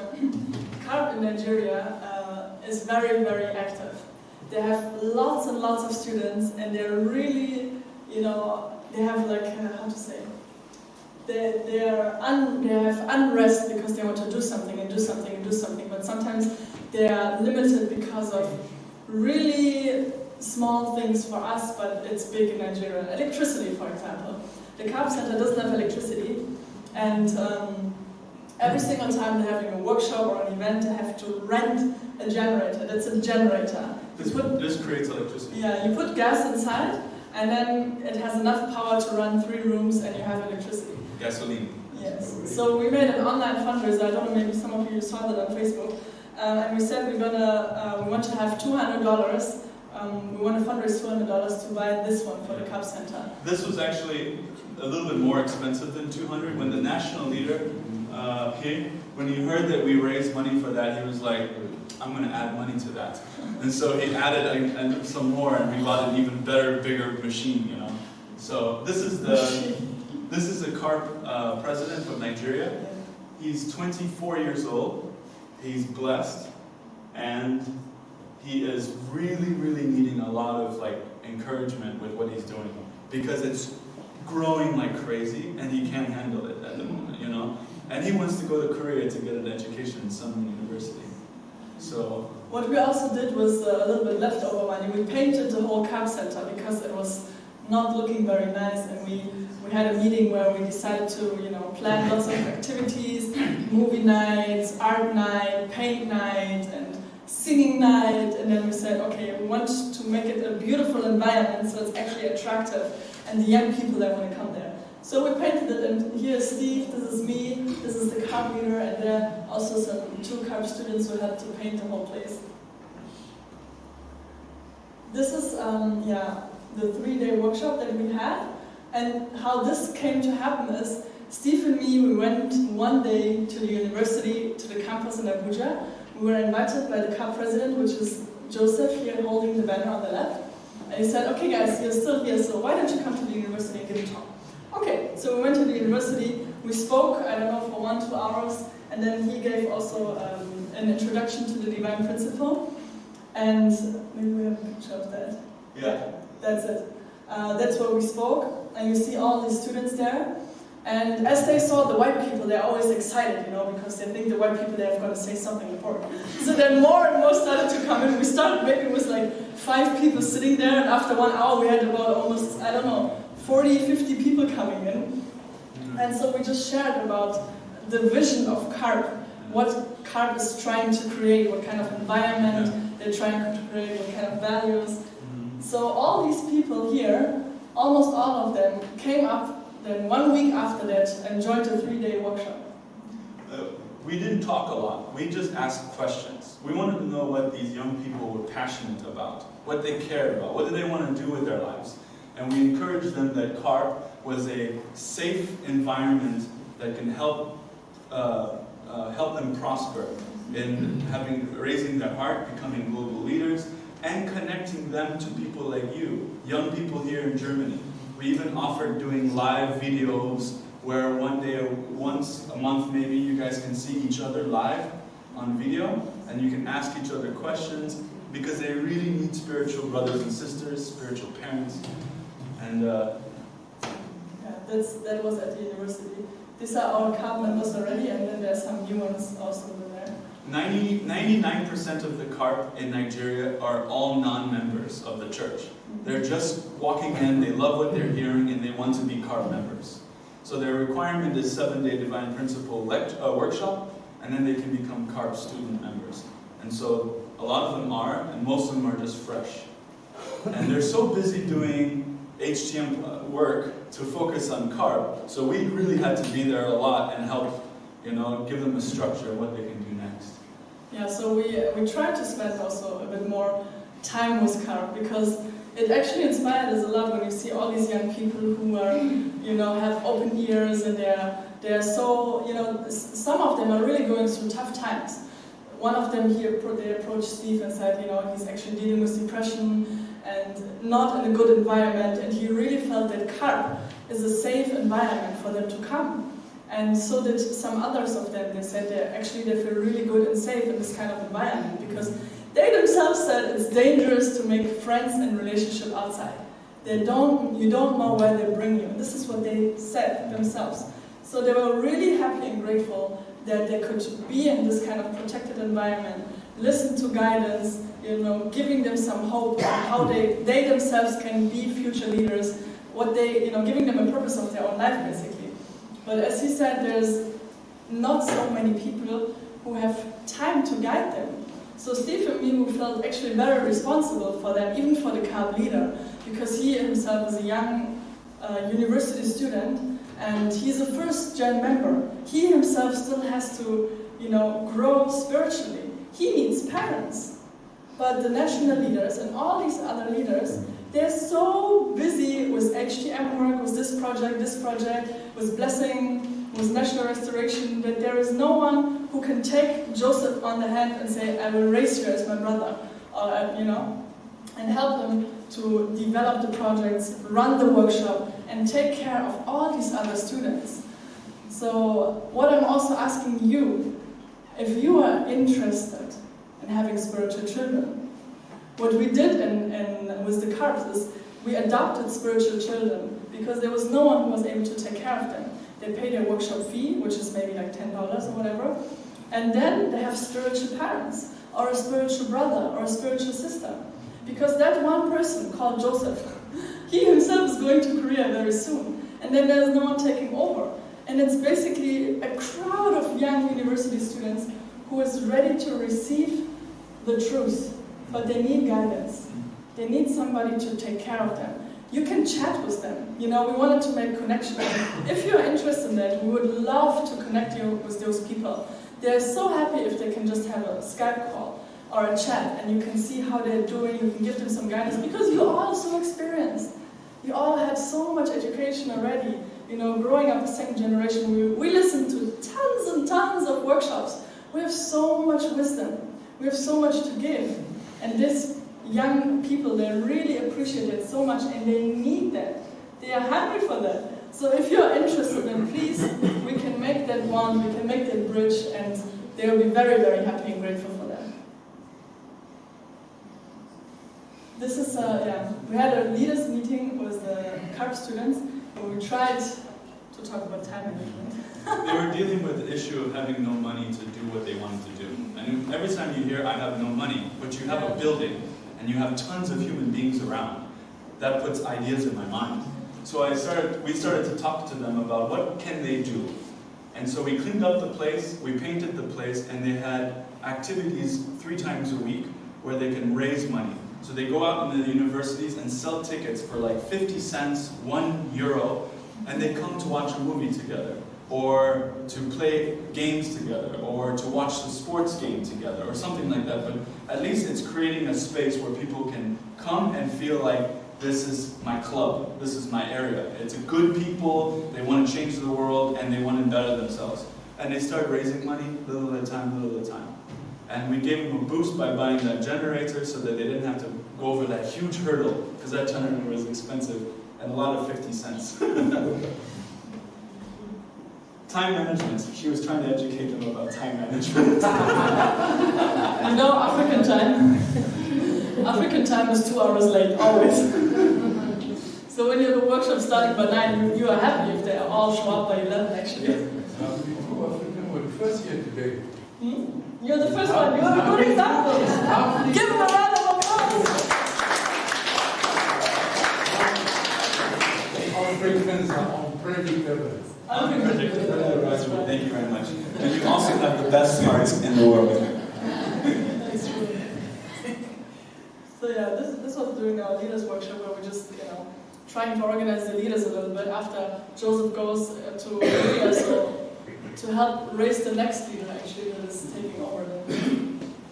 So these are just some pictures of the 3-day workshop that we had together with them, teaching them principles, but not just the principles that you're used to hearing, where it's like one PowerPoint slide after another. It's basically broken down into like the first principle you really need to know, second principle you really need to know, the laws of pair systems, the give and take actions, these kinds of character-related, how it affects your character, not just the principle. Okay, so remember when we had the picture of all those chiefs, and they told us we can educate their young people? Well, YSB is having a lot of work there, because we're expecting, I think, 150 people, and over 220 just showed up. And we buy their food, we have lunch together, we spend 4 hours together in the heat with only fans, and these are all young people. And at the end of this, we make them pledge to stay pure and to follow God. So it was really cool. Want to say something about that? Yeah, Steve was asked to give a lecture on that day, just like that, the evening before, so we said, okay, why not? Let's take the challenge. They're basically focusing on character education for the youth, and the main focus is the 4 rounds of heart. This is what they always teach when they have this kind of youth workshop, is the 4 rounds of heart, and they go very, very deep into that. And then at the end, as he said, they're going to make them pledge that they stay pure. Officiating the lesson. You want to say something about that? Huh? We were asked to officiate the blessing, which was a huge privilege. And Diana, her German mind, we have to watch videos, we have to prepare, we have to do all this before, we're going to know the structure and order. And I was thinking, okay, we'll do it. And then, but knowing that they're going to last minute change everything. So during the moment when we did it, it was almost like rushed, you know, but it was so deep though, and I think you had a good experience. Yeah, I had a very left to back. Oh yes. She wanted to go right, I wanted to go left, and we had a bucket of water right here, you know, so the bag in front of me went, oh! So, yeah, some more blessing experiences. That's a very, very amazing couple. That is the son of Dr. Oko, the HTM director of Nigeria. This is Oko Ekpo Jr. and his wife. Dr. Oko, which is his father, is a university teacher for mathematics. Good salary, good life, big family. Gave it all up because he believed in your parents' vision of traveling messiahship. Not just the idea, but he really thought that that's the future of the country of Nigeria.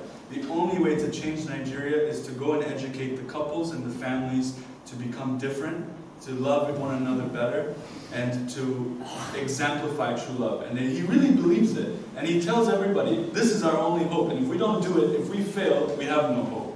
So he really is serious. His Tribal Messiah book that you guys get, you know, when you do, it's written and torn and opened and everything. When I saw it, I took a picture of him and I said, ah, that's the guy. He's the master. He's the master. Yeah, really good. Aha, okay. So, going from nobody. Well, before we play this, we have to play now the short video of the South Africa. Why are you laughing? Okay. The South Africa summit. It's black. Sorry. It's out of the ocean here in Denmark. Oh yeah. This is true. Thank you. So in June we went to South Africa. I think it was June, huh? Yes, in June we were invited to come to South Africa. And helped to prepare for the summit. And we made a little video to show a little bit the background or behind the scenes in preparation for the summit. I was responsible for booking all the tickets for the VIPs, all the presidents that are coming, and he was responsible for the ground transportation, organizing all the cars, the vehicles for the presidents, and the buses for the blessing. Did you guys get the invitation to come to South Africa to help? No. No wonder there was nobody there. Oh, we were dying. We were like looking for people to come and help out, but nobody knew they were welcome to come and help. So we had crazy, she's a nurse, and she was organizing flights for everybody. For not just anybody, for presidents. Receiving their passport, meeting them in person, giving them their itinerary. I was organizing cars for presidents. At 4 o'clock in the morning, I show up to the airport, and they're like, which one's President Goodluck Jonathan's car? And I'm like, this one. I don't know protocol, you know?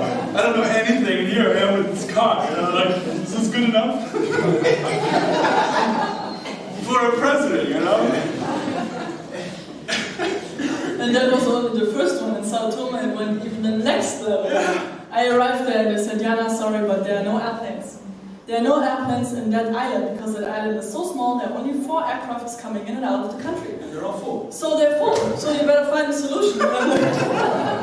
Great! So she chartered 3 airlines. 3 airplanes. Airplanes. Anyways, we'll let you see the video for South Africa.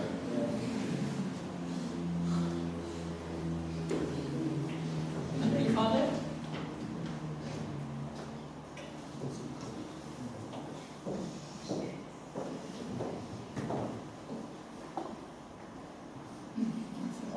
asked to give a toast. I believe that every single one of you has a very special reason for being here for this conference.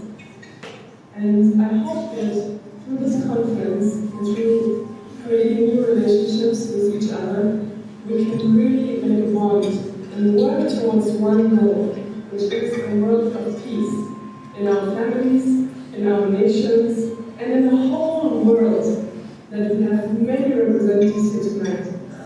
So let us give a toast for a successful conference. Cheers! Cheers.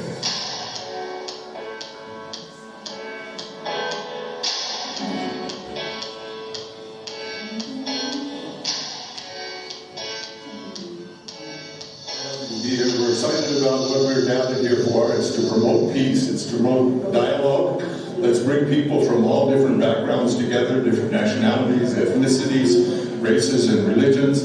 Let's talk, let's promote mutual respect, collaboration, let's solve problems. So Reverend Sun Myung Moon and Dr. Hak Ja Han Moon are the co-founders of the Universal Peace Federation, and they have been kind of providing a guiding vision and inspiration and momentum for this.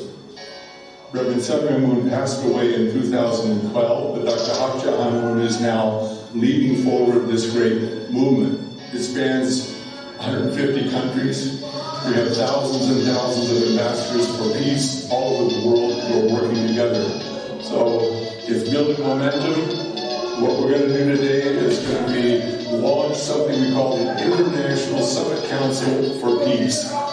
A council of current and former heads of state who are working together to solve problems. We need to address climate change. We need to address poverty. We need to address conflict. We need to address corruption, family breakdown, problems of our youth, crime and drugs, trafficking.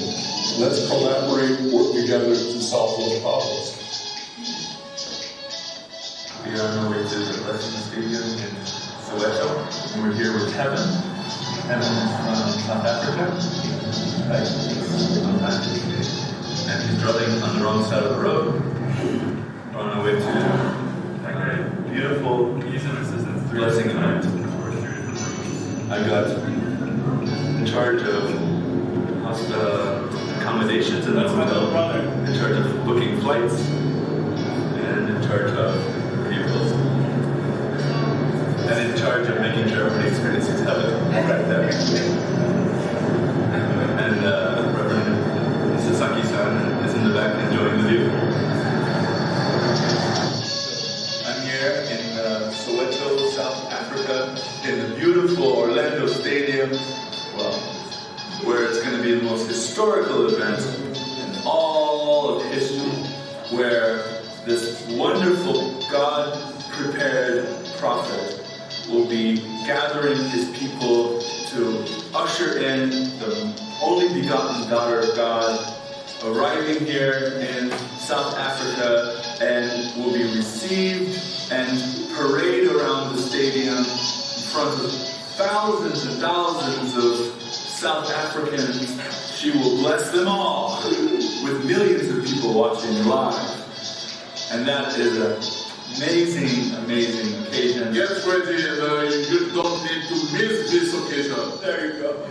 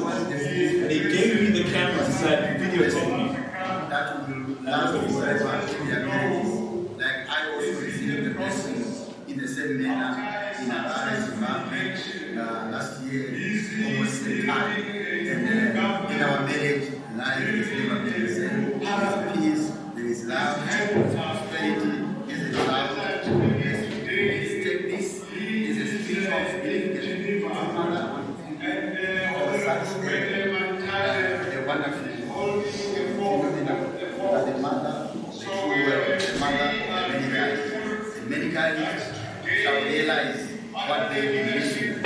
You are where the missing component. With these teachings, with these blessings, I'm sure the world will realize the original intention and the purpose of God in Jesus' mighty name. Amen.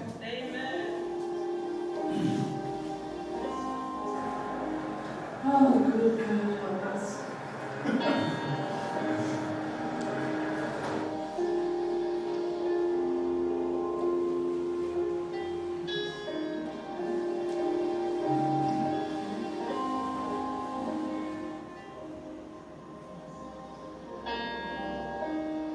Every morning we met together in a group at 8 a.m. and prayed and reported and prayed and reported. Together with UPA from Korea and national leaders around Africa, we all came together to create a beautiful team, praying hard, staying up late at night, working, meeting early in the morning and late at night.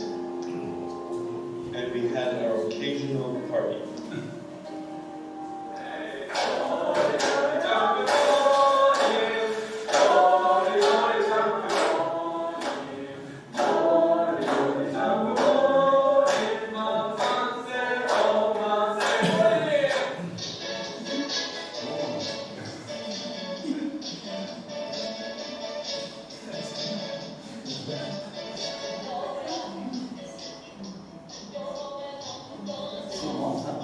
That's my mom, yeah. We can never forget our amazing breakfasts together. Hello. What are you making? Ooh, pancake. Wow.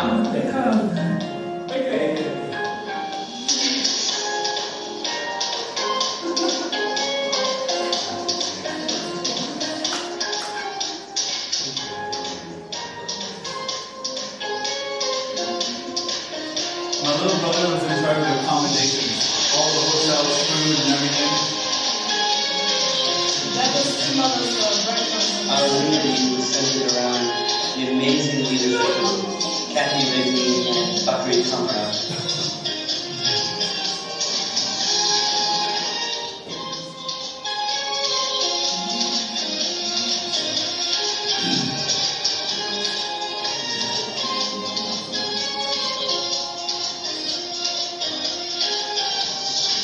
I believe that every single one of you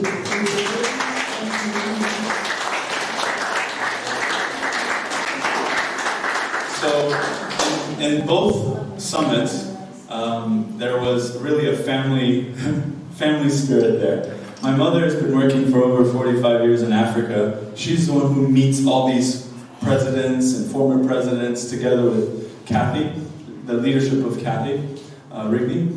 And together with my brother and I, who recently he became the assistant to Kathy Rigney, the chair of UPF Africa, together with him and I and Diana, we were there all the time, doing everything, accommodations, flights, transportation, and my mother doing PR work with the presidents and Kathy's leadership, and Bakri Kamara working really hard for the Blessed Family Department. Everywhere we went, the presidents were like, oh, it's a family ordeal going on here, So you see these pictures, it's just really just a family. But if I could just say briefly, what is going on? What is the value of the summits? What is True Mother trying to do with these summits? She's preparing the environment to leave this world behind, to establish the vertical tradition for God to work. We have the HTM Providence happening, and on the other side, we have the summits happening. And the summits is reaching out to these world leaders and getting them to recognize and value true parents and the work they're doing. I think you guys probably already know all this. But it's really, really real on the ground. These presidents respect us. They love what we're doing. Nobody else is doing it. And they see that and they tell us, we cannot wait to come to your next events. You guys are really leading the way in bringing true peace in this world by what you're teaching and by what you're modeling. And so they're joining the ranks. We have more and more bigger groups of VIPs joining everywhere we're going, and really, really are blessed and inspired by the events that we're doing. So these summits are doing national restoration. And by the way, I don't know if you realize it, but Sao Tome is the first one to be restored.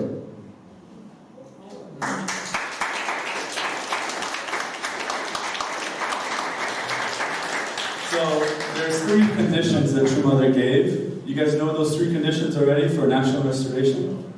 Okay, nobody's ever talking about this.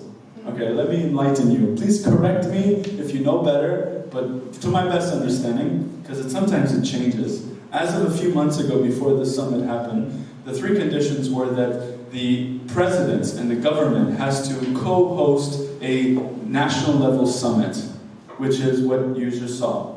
The next step is the president and the government has to co-host a national level blessing. And the third step is the inauguration of the International Summit Council for Peace, which is a summit of presidents, former presidents, and prime ministers who come together and dialogue about peace. They help the current presidents to build a better future, and it's just a community of these presidents. It has to be inaugurated together with the president and the government. South Africa did that. Sao Tome did that, which is huge. And True Mother wants to do that in 7 countries at least before 2020.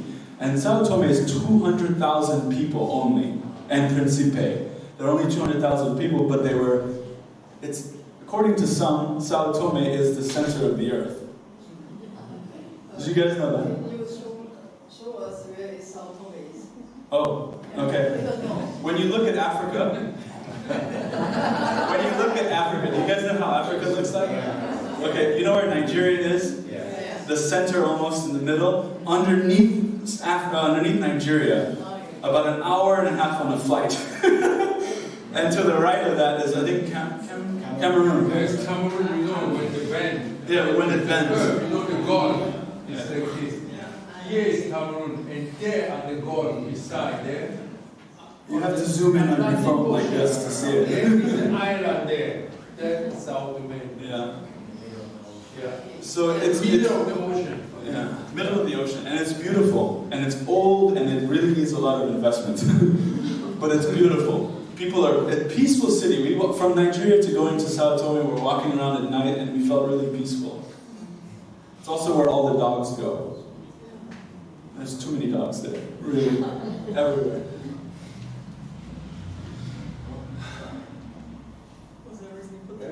I just wanted you to see how much I love my wife. So this is really true. Life is like a bicycle. It's like riding a bicycle. To keep your balance, you must keep moving. If you feel like you're not balanced right now, maybe you're not moving. These are the flights. Yeah, these are the flights that we chartered. The one on the right is a small aircraft of 35 seats from another small island, which is called Principe, and it belongs to Sao Tome also. And the left one is the bigger one, with I think a 150-seater, where we brought all our guests into. How much? How much? Expensive. And that's another one, Askai. It comes from Togo. By the way, they shipped me off to Togo. Just 10 days, because they said there is no travel agent in that island, there's no airplanes. So Diana, go to Togo and deal with the situation there. And I thought, great! Not only am I alone in Africa, I don't know how it works here, I'm a nurse, I have to rent the airplanes. And now they're sending me to a different country. Okay, but I will try my best. And so, yeah, I tried my best, and somehow it worked. She's wearing a protocol jacket, which gave her access to go running around the airport, even into the airplane. And so she went into this airplane because there was some seating arrangements issue. And so she's telling the president, you sit here, and you sit there, and you sit there. It was crazy. Yeah, that's really crazy. And the upper picture is the cars and the VIPs, and we had to know how it worked, what's the protocols, and all these things that I'm a chef, she's a nurse, and here we are doing this. It was very, very amazing, just because we decided we're going to follow True Parents and show up and say we're available to help. Yeah. So we're almost done. This is the last few slides. Yeah, I think what he wants to say is you really come from being just somebody small and suddenly dealing with all these presidents. And you have the opportunity to create relationships with them. You can exchange your business cards, you can talk to them, and they're all so open. Some of them, when I saw them the second time in Sao Tome, they gave me a hug. Hey, you white person again! You are here. What now? This time are you chartering a flight? Yes, I'll try. So they're happy to see you. They have a lot of trust already developed after many, many years relationship with our movement. So they're very open for that. But also what I want to add is, this Sao Tome summit, for me personally, was a huge challenge because of these aircrafts. I thought, you know, I really didn't know how I can do that, how I can manage that. I have no idea about business, I have no idea about airplanes, about any technical stuff. I'm simply just a nurse, I love health, I'm a health practitioner, but I have no idea about that job, you know, and I was alone. There was not a team of airlines, people in a team, I was simply by myself and had to deal with that. So I was almost at the point where I thought, I want to give up, I want to go home. And some of the leaders that told me, if you're not able to do so, I'll ship you back to Nigeria. So I was like, wow, you know, this was really extremely stressful and a really challenge personally for me. But then I thought, okay, I'm not here for anybody, I'm not here for any leader, I'm not here for whoever, you know, I'm here because of God. I'm here because of True Parents, and I want to make it work for True Parents. And if I'm not going to do it, then there's no one. You know, there are not many people who are willing to help. And so I just swallowed, you know, and you just keep moving, you know, because if you don't keep moving, if you give up, then there is no result. That's simply what happened. If you keep moving and you stop, you have zero result. Therefore, there is no improvement in whatever you want to do. 3 days before the summit started, there was no tickets bought. Nobody had a ticket. So everything was like, and for my German brain, it was just horrible, you know, because I would have done everything in advance, beautifully organized, no stress, you know, but you are depending on the decisions of the big leaders, and you cannot move. You cannot sign any contract, you cannot make any payment, you know, until the big bosses basically, they approve, you know. And it was expensive for us to be there because our hotels were paid for, our meals were paid for. So if we couldn't hold the weight of the responsibility given to us, it had to be given to somebody else. And that's probably why they said what they said about being replaced and moved or whatever. But yeah, but it was in the end, I think we were both happy that we did it, even though it was a big challenge, and we both had quite, not just some small role to play, you know, not some usher who opens the door. We were responsible for the airlines. If there's no air tickets, there's no summit, no VIPs for True Mother, no presidents. That's simply what it means. And Klaus refused to help. Yeah, I caught him. I caught him in the midst of my desperation and said, Klaus, I've never jumped in an aircraft. Can you help me? The next summit, we're calling you guys.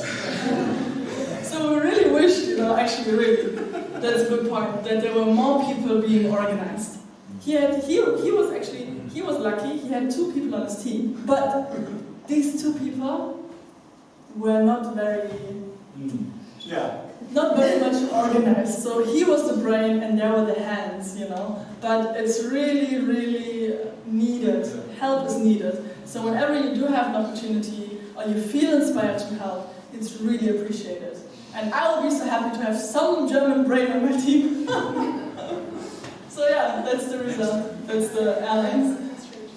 That's all the cars that my husband rented. We have 47 cars, 47 drivers, and I didn't know I had to feed every one of them. I thought you paid them a salary and that's it, you know. They're like, what about my food? And I'm like, gosh. So day 1 was hell. They were so upset with me. They were like, you're not going to feed us. Tomorrow better be different. And so tomorrow I was like, how am I going to feed tomorrow? I was using my daily allowance of food to pay for their sandwiches, you know, so they could eat something. Where did he get his cars from? Yeah, so the island is so small that they don't have cars. If you go to one rental place, they said we have 10 maybe. So for 3 weeks before, I was going to every single place looking for cars. And the challenge is there's a budget. You have to stay in your budget. So finally, I found this one company that these people were really kind and really nice. And I thought I could really trust them and work with them. So I said to them, let's work together, let's make this happen. So they said, we know people, so they affiliated with each other. They all kind of went laterally through companies after companies, and they found the cars I needed, but different owners. And they made a deal together. So 47 cars, 47 drivers. It was crazy. Yeah, but it was a joy. It was a pleasure.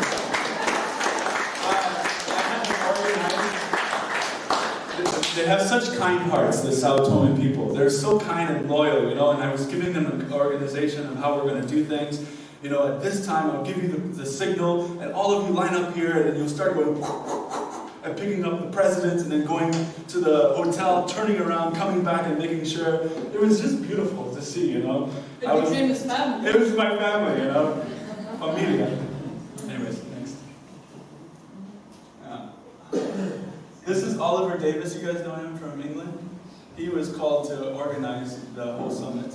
So he was helping to organize the summit. He's a professional event manager. Yeah. So it was very, very helpful to have him there because he really knew all departments and how to run them professionally. Yeah. And this is his little brother, unfortunately. Yeah, my little brother, which is taller than me already, but... Yeah. And this is Kathy, and this is Bakari, the Family Federation leader of Africa. True Mother hugged him at the end. And my mother over there, quietly in the background. Next.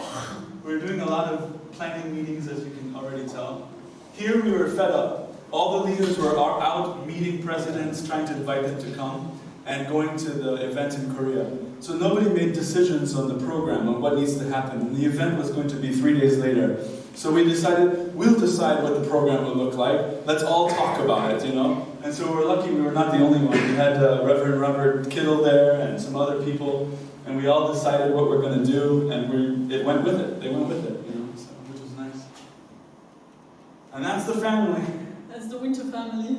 My brothers, my mother, and pastors everywhere, you know.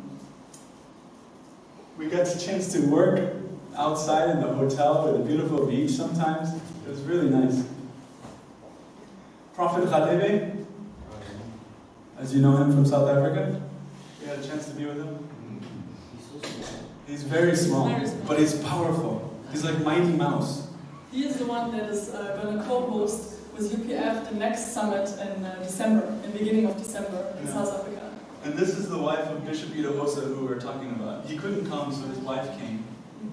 By the way, the summit in South Africa is 10,000 people for the summit.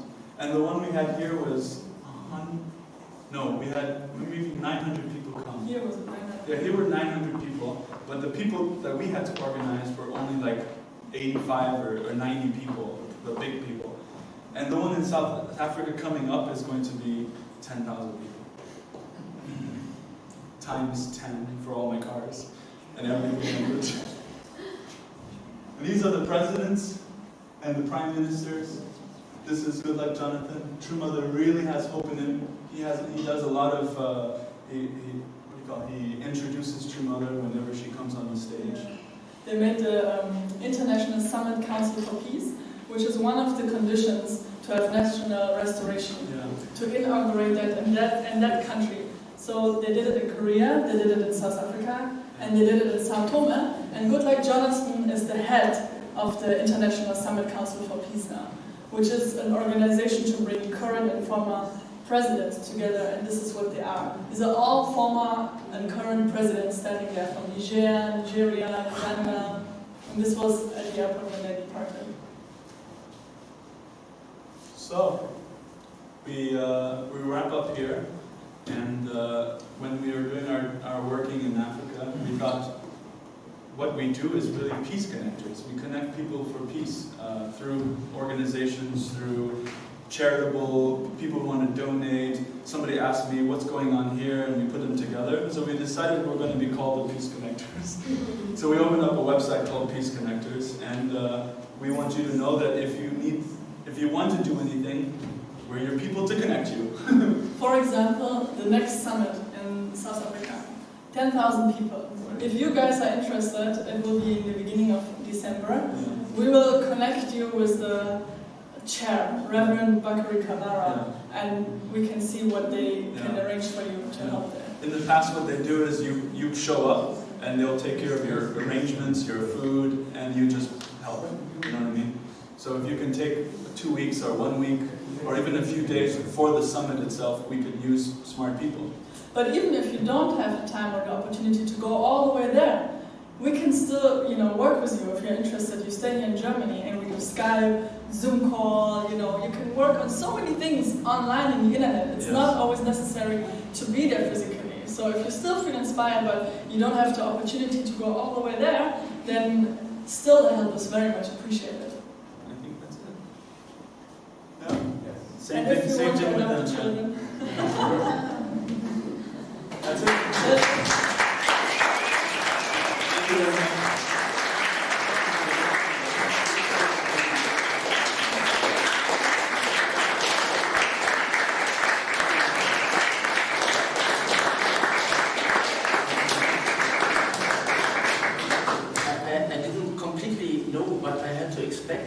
Very wonderful, because I think this was a direct insight into reality. I think we will never get by just watching official videos. So I'm very grateful you came, and I hope somebody is ready to help you. I'm our true mother in Africa. Okay, thank you very much.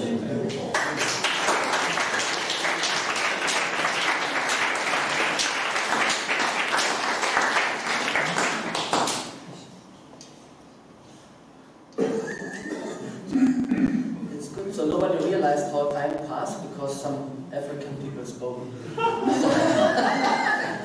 Amazing. Okay, but I think still we should sing a song. Yes. Excuse me, can I say one word? One word? I don't know. Very short. Okay, very short. One word. Okay. One word. First of all, thank you very much for this couple, because they are working hard. No, it's okay here. We cannot see you. We cannot see you on the... So, thank you very much for the hard effort. I am 50 years in the church. I was missionary in Australia and 48 years in Africa, because I'm RDC, Congo, RDC, Brazzaville, Nigeria, 4 countries. But here's my husband, who is the first African blessed by 2 parents. But what I want to say is about Africa. One thing which we sometimes ignore, but say no, I'm sure say no. It is because when we went out in 75 as missionaries,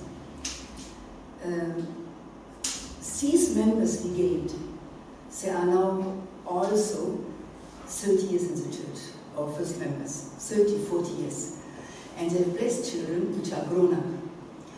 But many missionaries went back to Germany, France, wherever, America, and they had no regret, how do you say? Retirement. And they were taken care by social help, whether it's in America or in Germany or anywhere. But our elder members in Africa, elder couples, who have already grown up with children, they have very serious survival problems.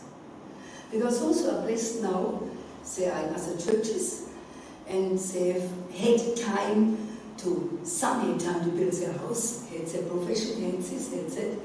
But our members, our African members, didn't have time to have a profession or to have a fundraising, witnessing.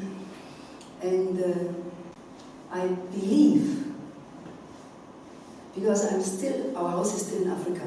We just came because my husband did treatment in Germany, and we are still going back and forth, and we want to go back for Tribe Messiah.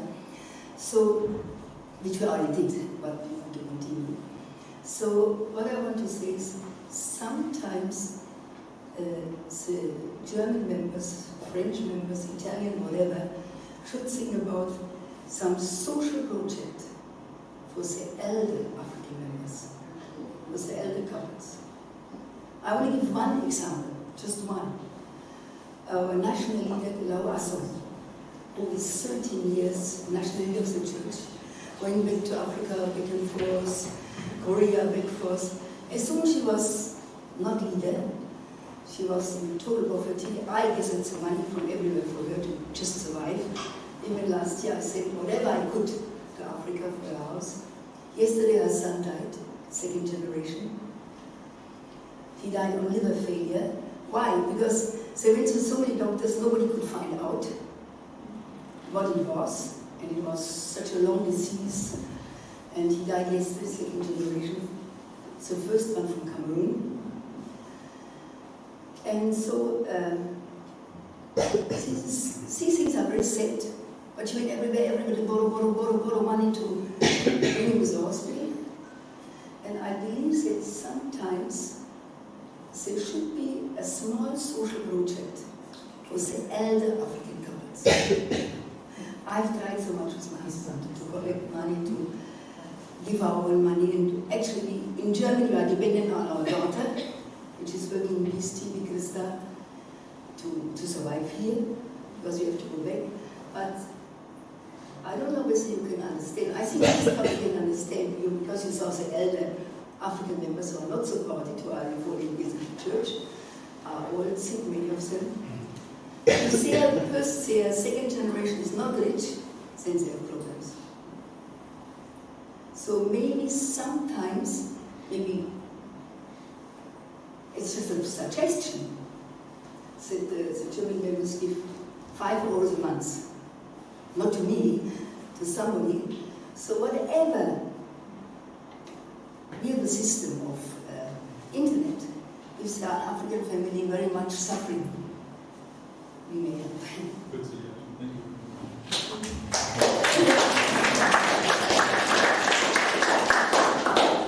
So that's why there's many facets, of course. Africa has many facets. Thank you for this mentioning, because I think, of course, on one side we can see it's Africa somewhat on the forefront of the providence in the moment, definitely. But on the other side, there are many other things behind, and so we have to see all, right? Okay, anyway, it cannot be solved from here, from speaking here. We should seriously discuss about these things. But I want to come back to what you said in the last point. This time until 2020 is obviously very short, and you gave some interesting ideas how to participate, even staying here. I think this is worth to think about. Thank you very much. Anyway, let's sing a song now and stand up, please.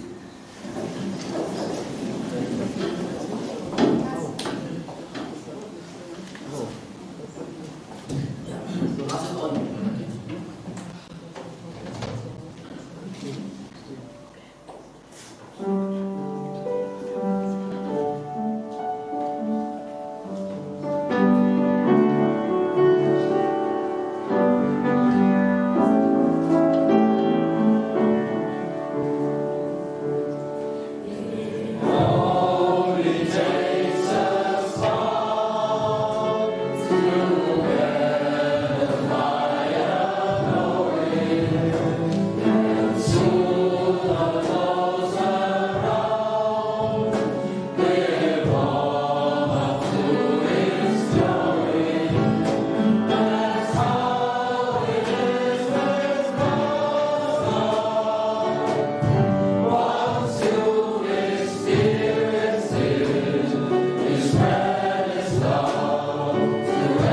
Every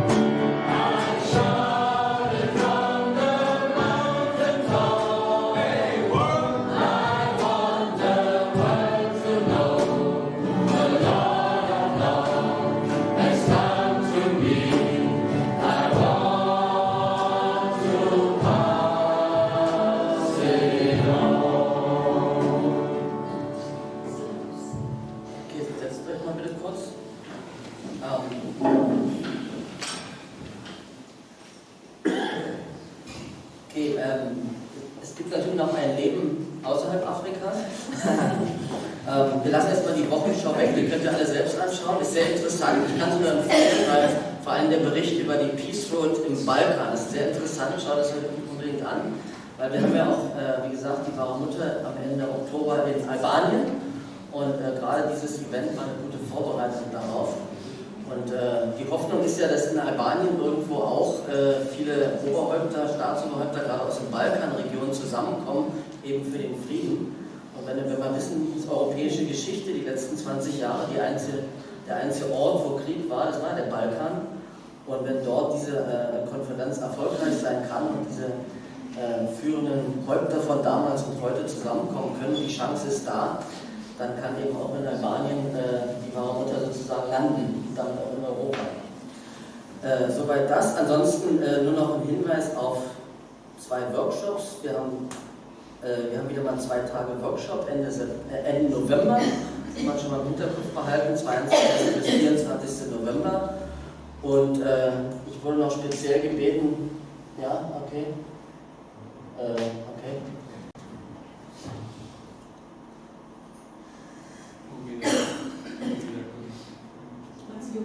Are you in Africa, no?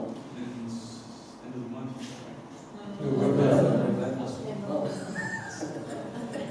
Okay. Und dann wurde ich nochmal speziell vom Blessed Family Department gebeten, auf den Blissfully Blessed Couples Workshop hinzuweisen. Am 4. bis 6. Oktober in Hamburg. Und es gibt wohl noch ein paar Plätze, habe ich verstanden. Und die Zielgruppe sind ja speziell unsere zweite Generation jungen Paare. Und willst du was über das Programm erzählen? Ich meine, also wer sich noch nicht angemeldet hat, die Einladung durch, die haben wir ja mehrmals rumgeschickt, die hängt auch am schwarzen Brett. Es ist halt eine Chance, nicht nur zusammenzukommen, sondern auch was zu lernen über Beziehungen, über das Leben als Paar und so weiter. Und wenn du ein Handy hast, brauchst du es nur anklicken, dann kannst du dich gleich anmelden. Also Blissfully Blessed Couples Workshop vom 4. bis 6. Oktober.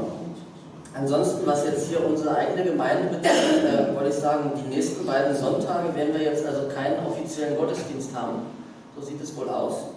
Am nächsten Sonntag werden einige von uns in die Celestial Church of Christ gehen, um dort mit dem Geistlichen, mit dem Pfarrer David zusammen die Gemeinde zu segnen. Wir werden uns da heute noch treffen. Wenn ihr noch mehr wissen wollt, die Monika hat alles im Griff. Aha, ja. Monika hat alles im Griff, das ist gut. Und am 29. September, also die Woche drauf, ist ja Vision 2020 Treffen in Bamberg. Da gehen auch eine Menge Leute von uns hin. Ich habe verstanden, koreanischer Gottesdienst wird auch nicht stattfinden, weil die führenden Leute alle nicht da sind. Aber auf jeden Fall, wer sich treffen will, kann sich gerne treffen. Wir werden aber keinen offiziellen Gottesdienst haben, okay? Weil wir davon ausgehen, dass in Bamberg viele Leute sich Gedanken machen über die Zukunft und wie wir uns besser organisieren können. Und eine Bitte kam noch von der Ansölber, ich weiß nicht, ob die schon gelöst ist, das Problem. Manche Probleme lösen sich ja von selber, manche nicht. Es werden noch Helfer gesucht, die den Abend vorbereiten, weil es soll ein spezieller Abend werden. Und ihr sollt euch bitte bei Ansölber melden, um den Abend vorzubereiten. Man muss dann von 17 bis 17 Uhr da sein. Es geht nur um Helfen. Du brauchst keine Verantwortung übernehmen. Du musst nur das tun, was dir gesagt wird. Also ganz einfach. Wer hat ja gesagt? Okay. So. Gut, 1 Uhr, neuer Rekord.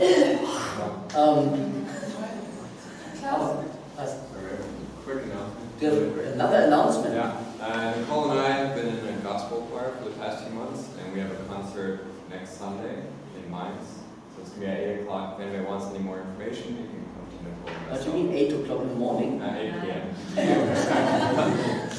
5 a.m. Okay, gospel choir. Okay. So, gospel concert next Sunday. Okay. Good, that brings us to the last point, singing. This is good. Why don't you sing a gospel?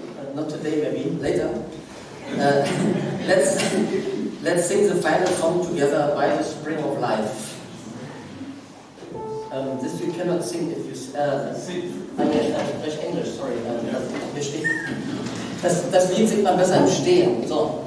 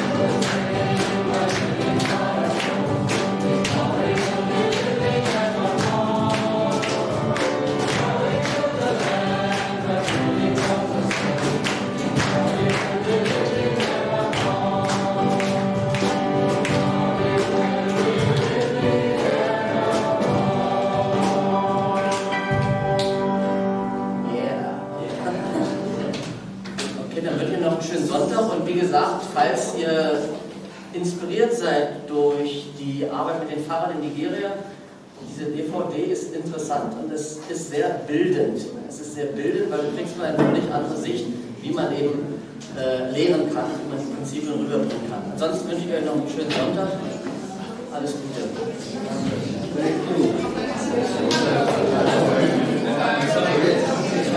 Thank you.